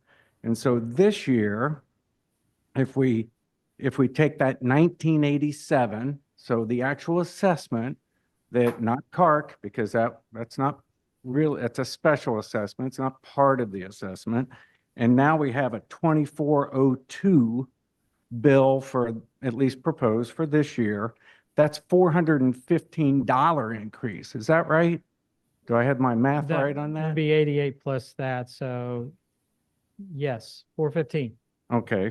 So the actual increase is 415 year over year, apples to apples, from one assessment to another. Okay. Right. And it's not 16%, it's 20.88%. Do I have that number right? I haven't done the percentage, but that looks about right. Yeah. Okay. Well, I think it's really important that we're open and transparent with our membership. We need to understand that it's a $415 increase year over year, and that accounts for 20.88% year over year increase in the assessment. If you look at the last 4 years, it's about on average 12% a year. Right. With It's a the big last jump. 2 years being, and this year being proposed as a pretty big number. So thank you. Thank you. And I do have that detail in my budget letter, but I don't make that specific point the way you've made it. And we can certainly make it clear that without Yeah, the well, CARC, it would be the other way. you do have the detail in your budget letter. I was reading from it. It says the increase is 327 or 16%. That's wrong. So that needs to be clarified. The membership should know that it's $415 in the assessment year over year, and it's 20.88%, almost 21%. See your point. I'm just saying, I've got a section where I talk about the CARC project, if you want to read down through it, but. Yeah, you say it's paid off and not a factor in the budget, but the budget isn't accurately reflected in here. So that just needs to be fixed so everybody understands. Thank you. All right, thank you.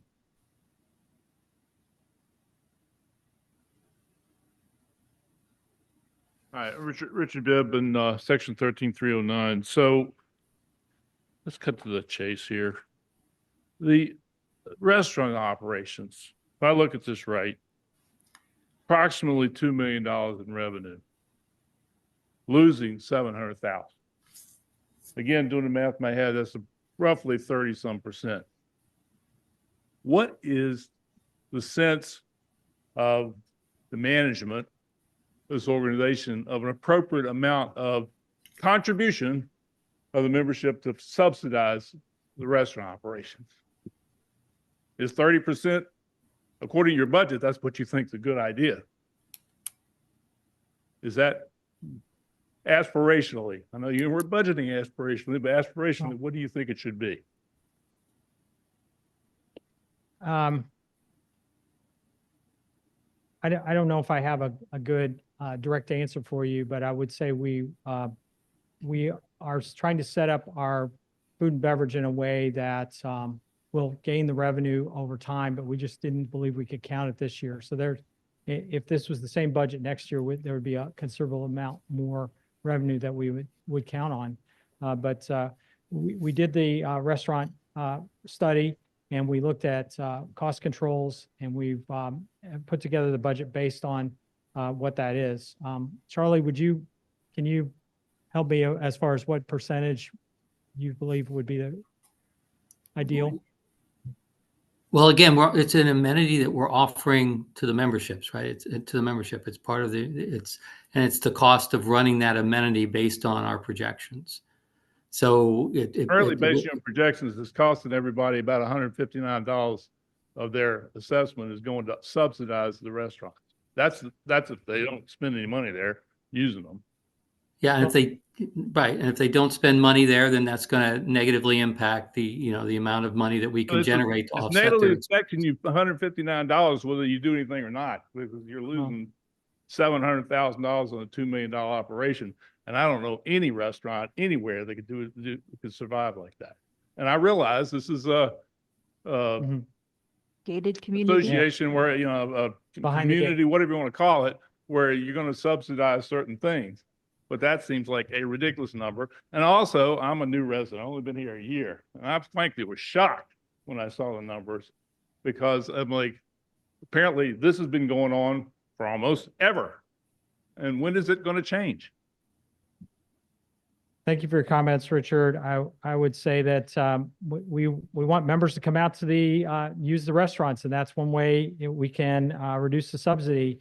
We believe that we've set up a good system at both restaurants, and now what we're missing is the revenue for members coming back to take advantage of this. It's behind the gate, and it's your restaurants, and we want to make sure it's attractive to you to use them.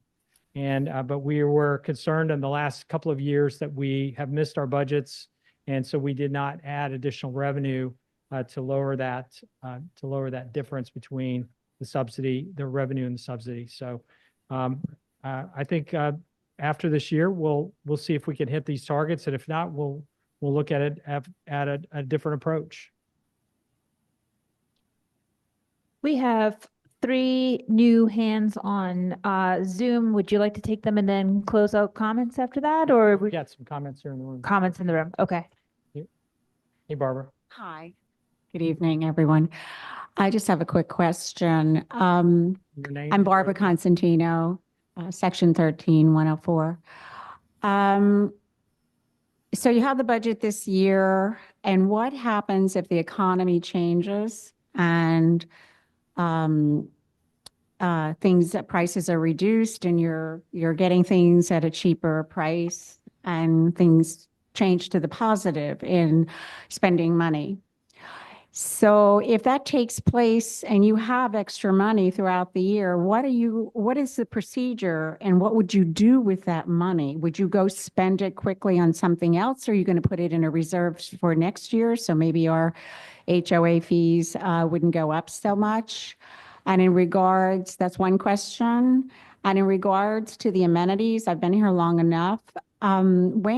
When do you stop spending good money running after bad? If the community doesn't support the amenities, when do you say, okay, folks, you don't come to the clubhouse, you don't come to Fairways, we can't keep taking good money and running after bad money? When do you say we're going to change the type of amenity, or we're just not going to have it at all if the members aren't going to support it?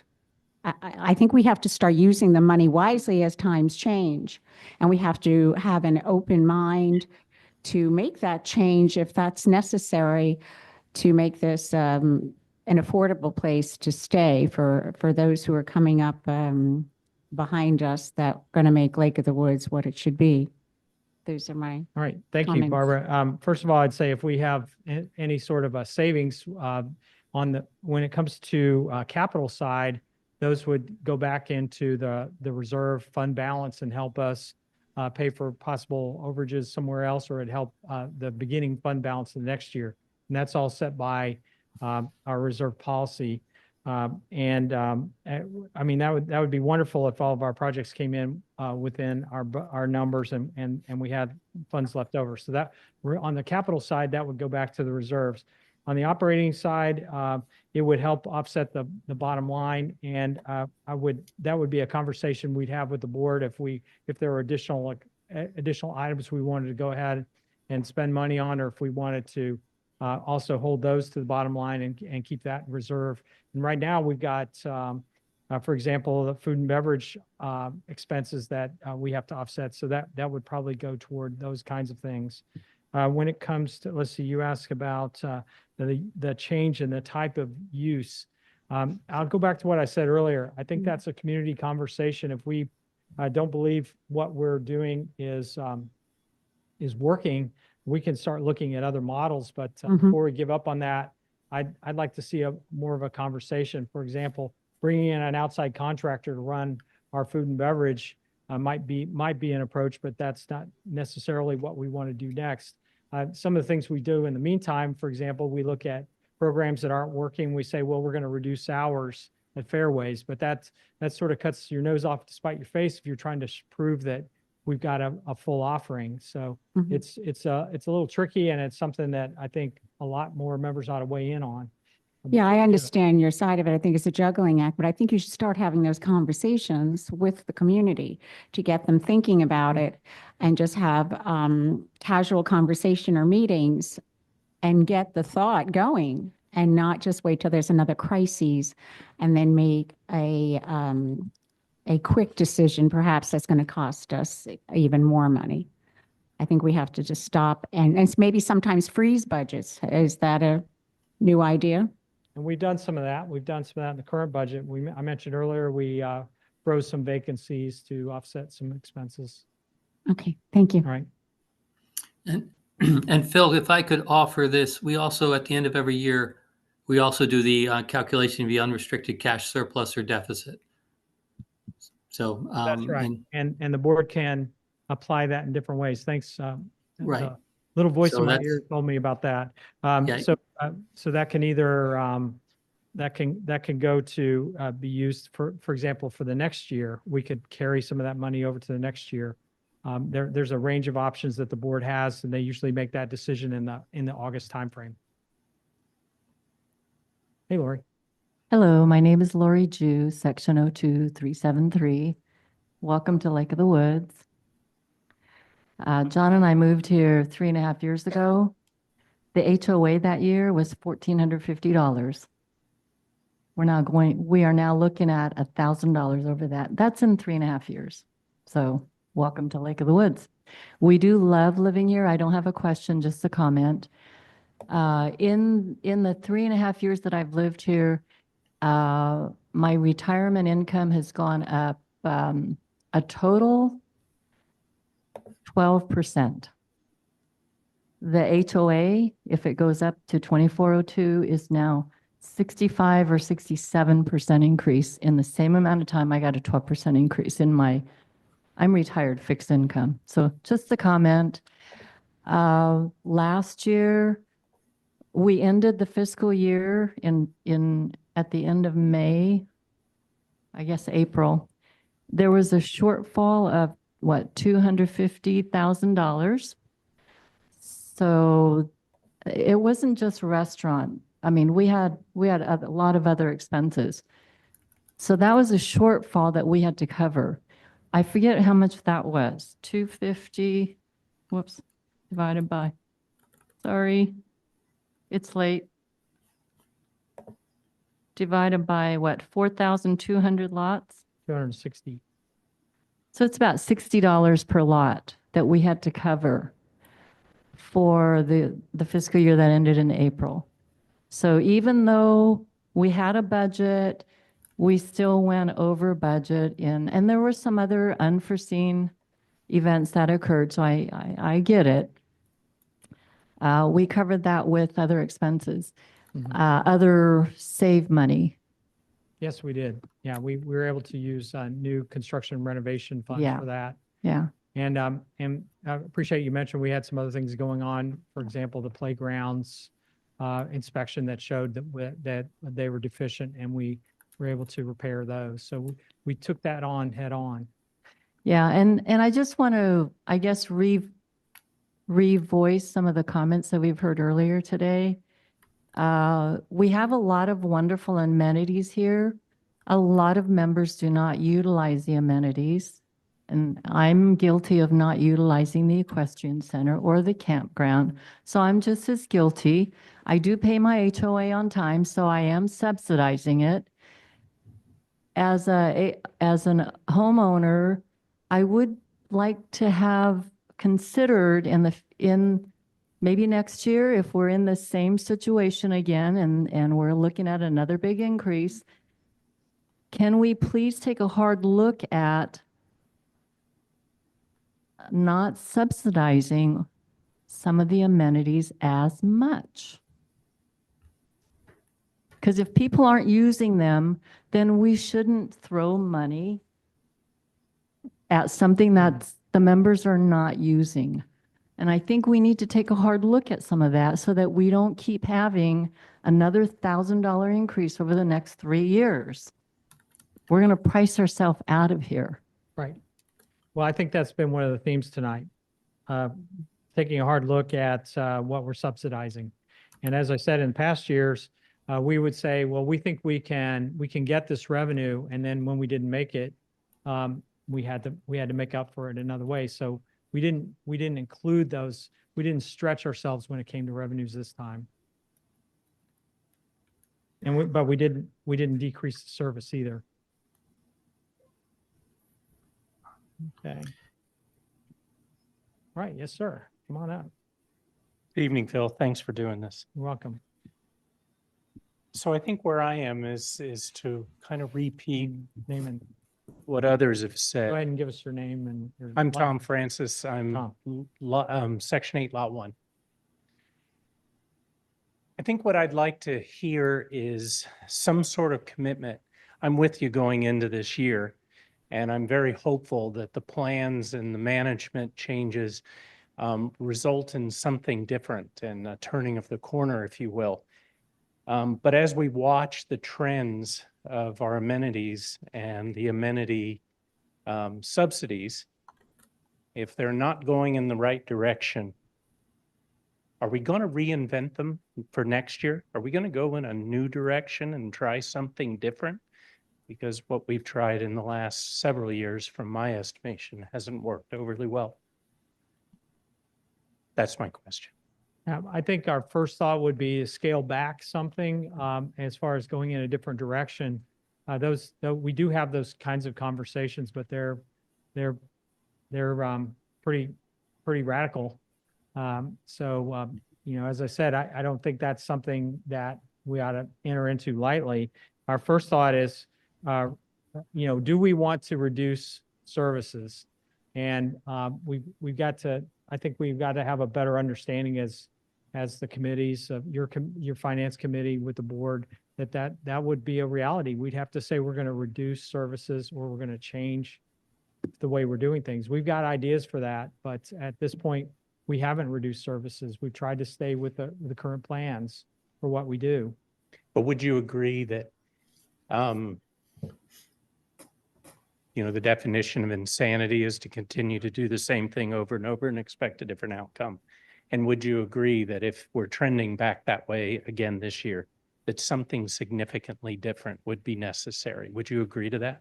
I would argue that we are trying to take a different approach this year than what we've done in the past, where in the past we've set reach goals for the assessments, for our amenity revenue. And this year we're taking a more realistic approach, which is why you're seeing the increase in the assessment.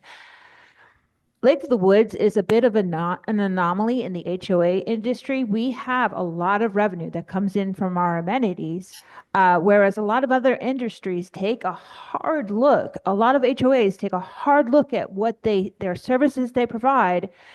They decide what they can afford to provide to their members and what their members want. They cut services accordingly, and majority of their services are funded by the assessment, what we call a subsidy. We are actually very unique in the industry. I'm not sure I follow what you just said. Okay.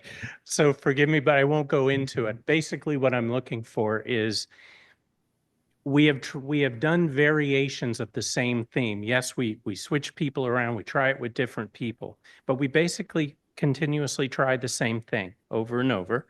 And if this phase of it does not work, do you agree with me that we're kind of feeling the temperature of the community, that there's probably going to be very little patience to do this again, that we'll have to come with some really fresh ideas and some really different approaches? That's what I'm looking to see, whether there's some commitment from management into being open-minded to that. Open-minded to conversations about significantly different approaches, yes. Great. I mean, where does that start? Does that, in your mind, does that start at the restaurants, or what did you have in mind? I know when it comes to our capital, our replacement capital, those costs are going up, and we've got to replace what we already own. So are you thinking more you're thinking more of the amenities when you talk about that? So we have a lot of deferred environmental things going on with the lake. This board committed to the lake, and I support the board for that. We've got good people doing good work there, but they don't have enough money to properly chase the dredging issues and so on and so forth. Yet at the same time, we're spending a lot of money on subsidies, for an increasing amount of subsidies for various amenities. And if we could manage those amenities better, would you not agree that that money could then be used towards environmental issues, keeping the lake healthy? Without the lake, we're all in trouble. We're all working to break even on the amenities, and it's hard to do, but open to that conversation. Great. All right. I think I've Thanks. made my point, but thanks. Phil. Appreciate it, Tom. And Phil, if I could add real quick, we do have, that's what we have the member survey for too. I think the input from that is very important, and I think it'll become more critical as we move forward. Right. At the same time, I know, for example, the board has tasked the Fairways and the Clubhouse committees to try to come up with ways of promoting use and trying to get more member use out of it. And I know our communications department, led by Lori Carter up on the stand on the back, is working her heart out to try to make sure members know what's out there. So we've tried to use our communications our committees as a way of saying, please come out, please take advantage of these things.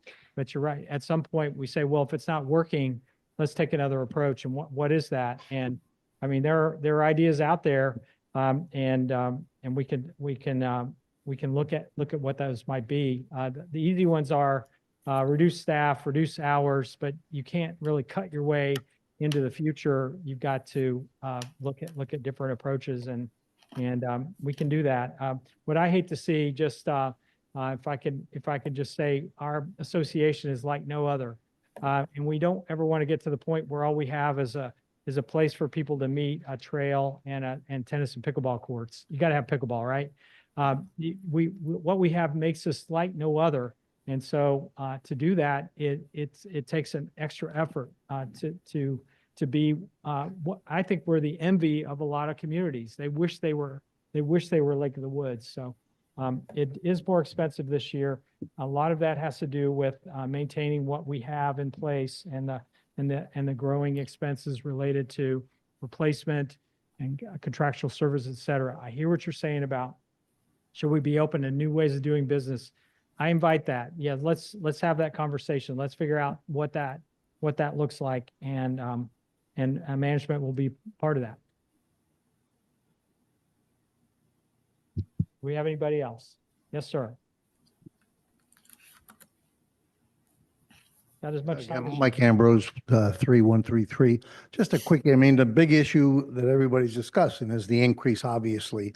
But another one that a lot of people brought up was the fact that we're paying for all these amenities, that we live here for those amenities, but there are a whole bunch of people coming in here that don't live here, and they're using those amenities. I mean, you live in Fawn Lake. I'd have an easier time getting into the White House than Fawn Lake if I didn't know someone there. And you know that as well as I do.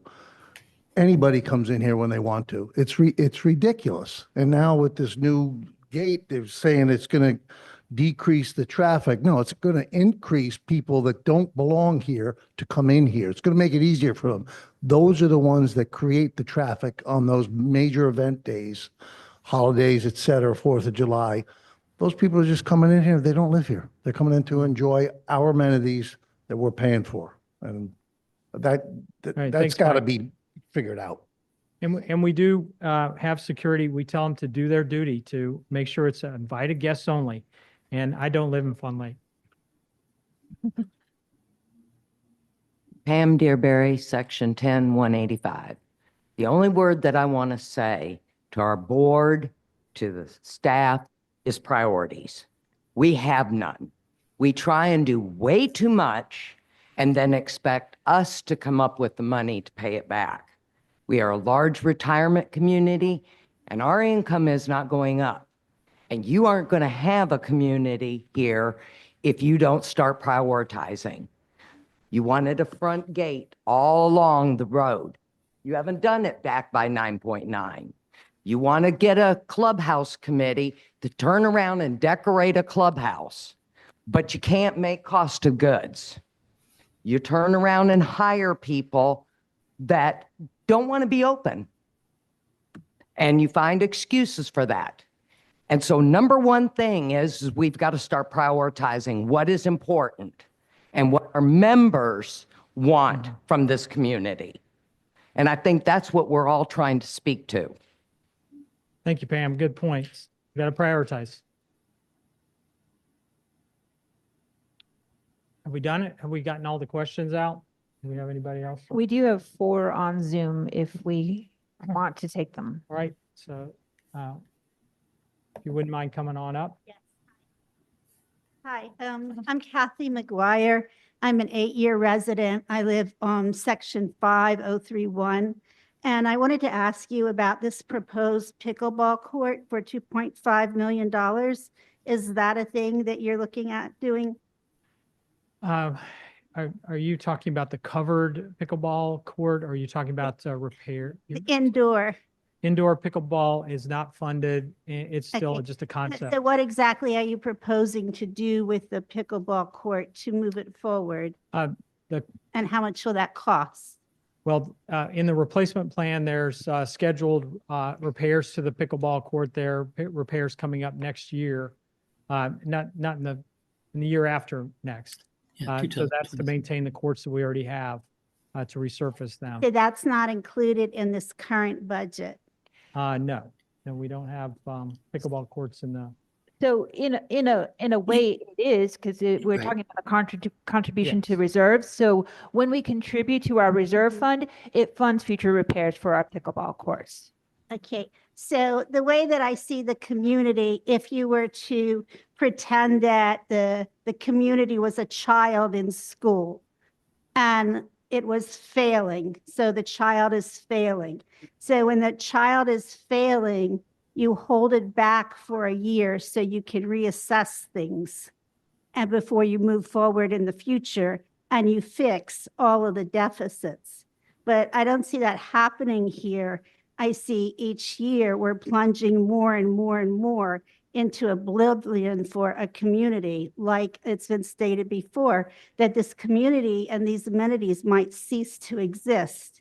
And just as you have the employees and they get like a raise every year, and you're saying it's like 2.2% to 4%, maybe we should look at the raise that we're giving you every year to increase this thing and say, well, you're not getting 2 to 4%. This year, as Brian said, it's like 20%. And we just have to make sure that the things that we're doing benefit all of the people here. And again, prioritize. And it's making it very difficult.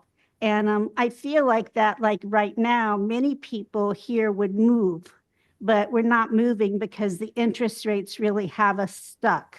So while we're here and we're stuck, unfortunately, a lot of unacceptable behavior is happening while we're very stuck.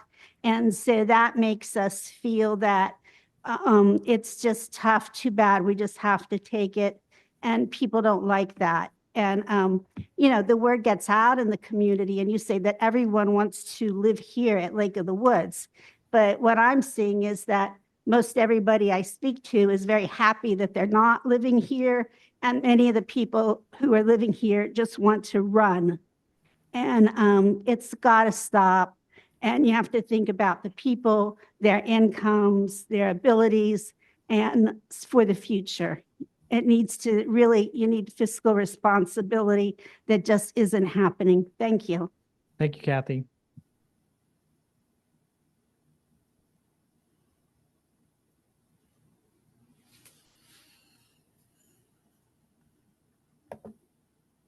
Hello, sir.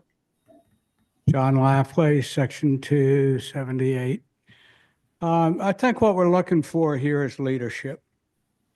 And I don't think we have seen it. For example, your slide presentation tonight, there are no slide presentation figures at the desk. Your presentation would have made a heck of a lot more sense had there been some to go. Yes, this was beneficial, but this was later on. What I see is that you react after the fact, not before the fact. And that is what leadership is not. That's what I think we're looking for, is good, solid leadership. Thank you, sir. Appreciate it. Our presentation's on LOA.org if you'd like to look at it later.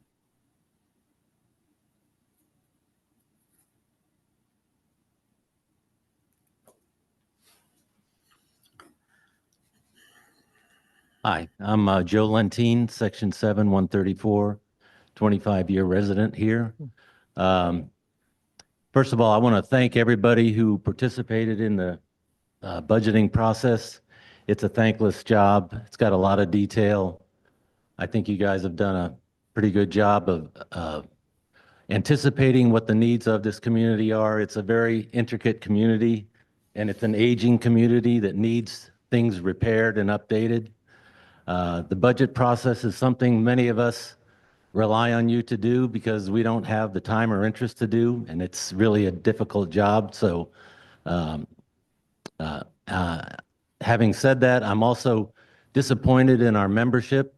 for not passing that referendum that would have given us another source of income, that would have taken down some of these costs. Actions or inactions have consequences, and that's why we're here today looking at a 24% increase. So I hope that there are other ideas that come up that can reduce the increases year over year, but year over year, things are going to increase. It's just that's the way it is. On these amenities, I've been here long enough to know that the clubhouse operated at a surplus in the not too distant past because people used it and they got good quality and good service. So if that's the missing element, that's what we need. But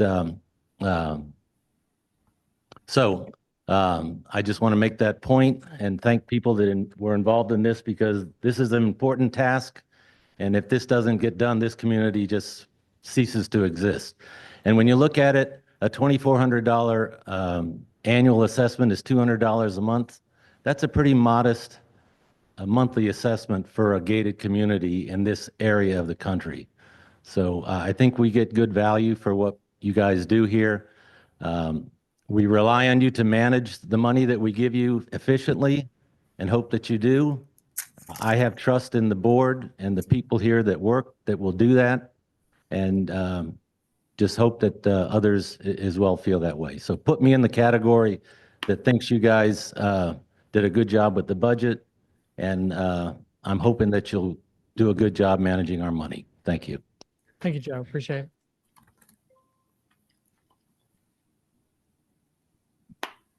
Anyone else? Have we Yeah. gone all the way through? We got a couple on Zoom.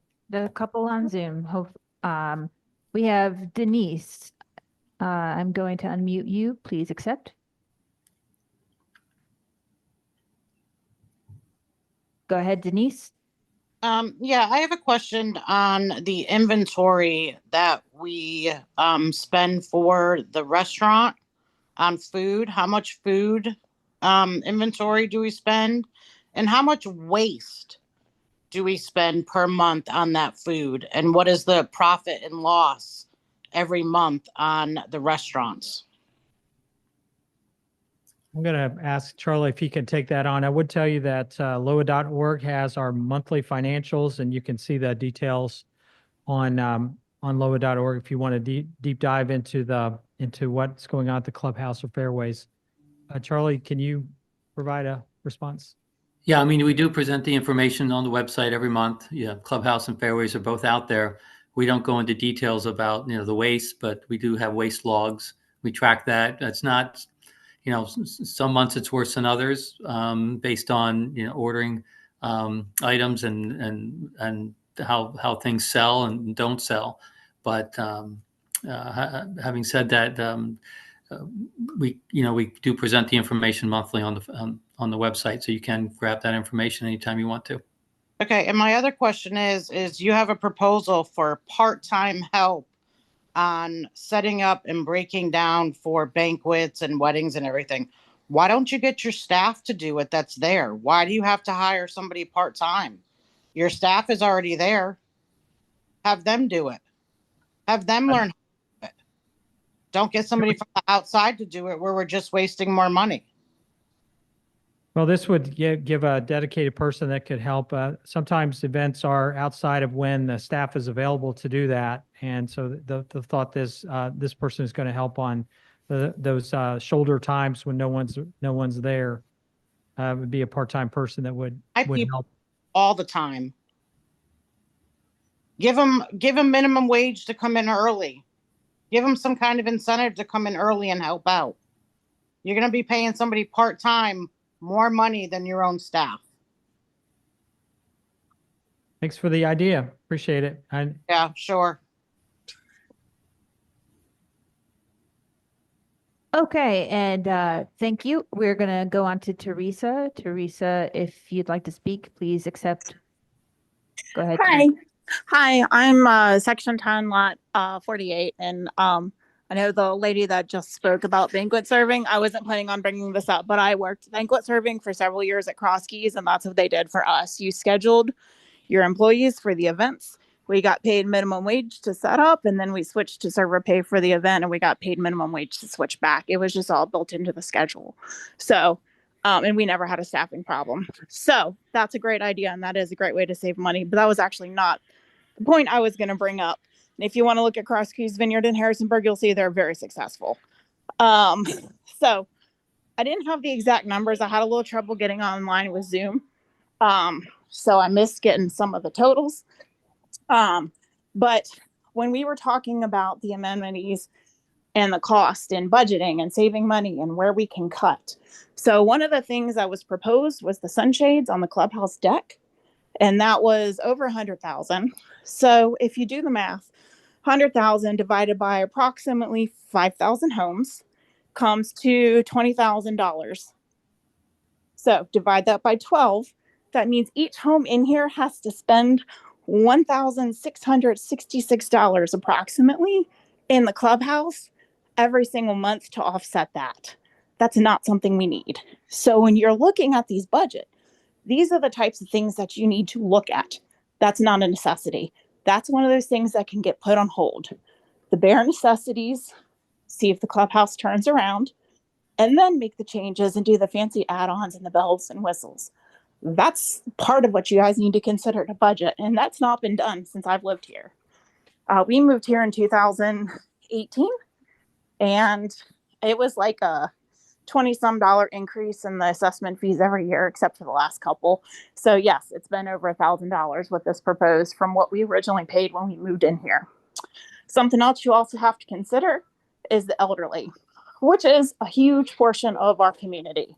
Now, can our elderly that's on a fixed income that does normally support the clubhouse? Because that's who I see when I go in there. Nothing offense to other people, but because we're young. When we go in, it's mostly old people. So they don't have an extra $1,600 a month to spend in the clubhouse. So stuff like that is not going to give you the return you need to get this community turned around and to get those financials out of the red. So, and I can tell you this, I worked as a restaurant manager as well. So I'm not just speaking out my ass. So, and my restaurant ran in a double-digit increase for a full quarter before I left to get a better work-home life balance. So, you really have to take a hard look at those type of things before you pass this proposal, because that's all stuff we don't need. It's not a necessity. Thanks, Teresa. I know the board will be looking at those capital items one more time before the final budget. So appreciate your comments. Yeah, and Phil, if I could jump in, the clubhouse shades are $125,000 of the NAI budget. That comes out to $29 on the assessment on an annual basis for the annual year. So just so we keep it in perspective. I don't disagree with other comments, but I just want to make sure we've got the right number there. It's only $29 on the assessment this year. Thanks, Charlie. Okay, yes, sir. Section 13, Lot 85, Jack Simons. As a member, members on the M&E committee have expressed appreciation for the part-time person that you're putting into the environmental resources effort. It's been demonstrated when we've reviewed the job description for the environmental manager that is very extensive. And that additional support will be very helpful. I wonder if you could comment on your current efforts to work to fill the vacancies of that position and the director of the department. Right. Well, as you know, we had some bad news that our candidates for environmental resources manager, after accepting, turned around and declined. And then our maintenance director also turned around and declined because of the other person declining. So we're back at recruiting for those positions. And on the maintenance side, I met with the foreman this morning, and they understand what they have to do to keep all the maintenance departments running. So I believe in the short run we can overcome that. But we're also putting some additional resources down there to cover. As far as environmental goes, we're looking at talking to environmental companies to see if we can have them provide a service to us as opposed to an employee. That is, as you said, it's a big job. And it's one that we've tried to supplement with some other individuals, but they have to run the lakes programs and deal with our dam certifications and programs. So we're still looking at individual employees, but we're also going to look at to see if we can find a company that can provide those services. Thank you. You're welcome. All right, last comment on Zoom. Glenn Glorioso. Go ahead. Hello. Thank you. Glenn Glorioso, Section 2, Lot 136. I'm not going to beat a dead horse. I'm just going to give you my insights. I ran restaurants for 2 decades, country club restaurants. The restaurant situation, it's gotta go. We're basically subsidizing a money pit. It's tipped. You're hoping, you're basing everything on hope, but we're the ones paying for it. My suggestion, and Phil, you mentioned it earlier, was y'all really need to start looking at contracting that out and, putting that onus on someone else.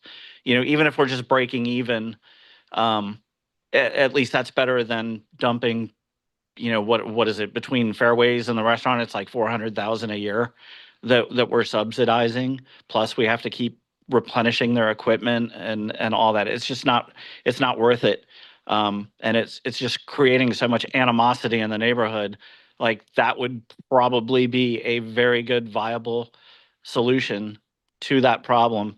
So like I said, I'm not here to point fingers or beat horses or whatever. I'm giving you my insight on it based on my experience of running profitable restaurants and food and beverage management. That place is hurting. The last time we went in, we literally sat there for 15 minutes and were ignored. So, you're going to raise the prices. The quality of the food is and the service it just wasn't there. So, that's my opinion, and I thank you for your time. All right, thank you, Glenn. We hope you'll give us another chance at the restaurants, but I appreciate your comments. I wanted to make a couple of final comments and first of all, thank you for your input. I've heard some themes here.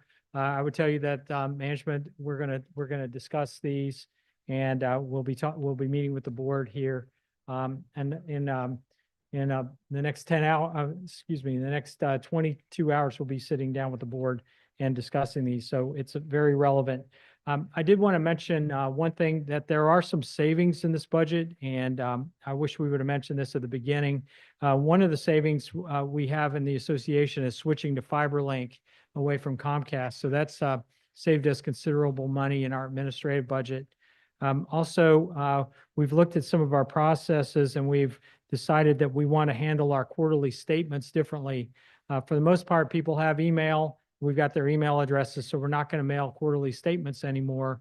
That's not a huge savings, but we are trying to look for ways that we can save money. We still will mail a late notice, but if it's just a quarterly statement that this is showing what you've done, we're going to email that. Also, as far as energy, we purchase new equipment. We try to purchase energy efficient equipment as much as we can. And we do have an emphasis on preventative maintenance to make sure that what we are running runs as efficiently as possible, so it'll last longer in the process. So those are all things behind the scenes. This is a great big organization, and it takes a lot to run it, but I wanted to make sure those points got made. I wanted to thank Carolyn for her assistance, and Charlie, thank you for your assistance today, and to the members. Thank you, and you see the little heart snow ball that we have there for you. So thank you very much for your time and effort this evening.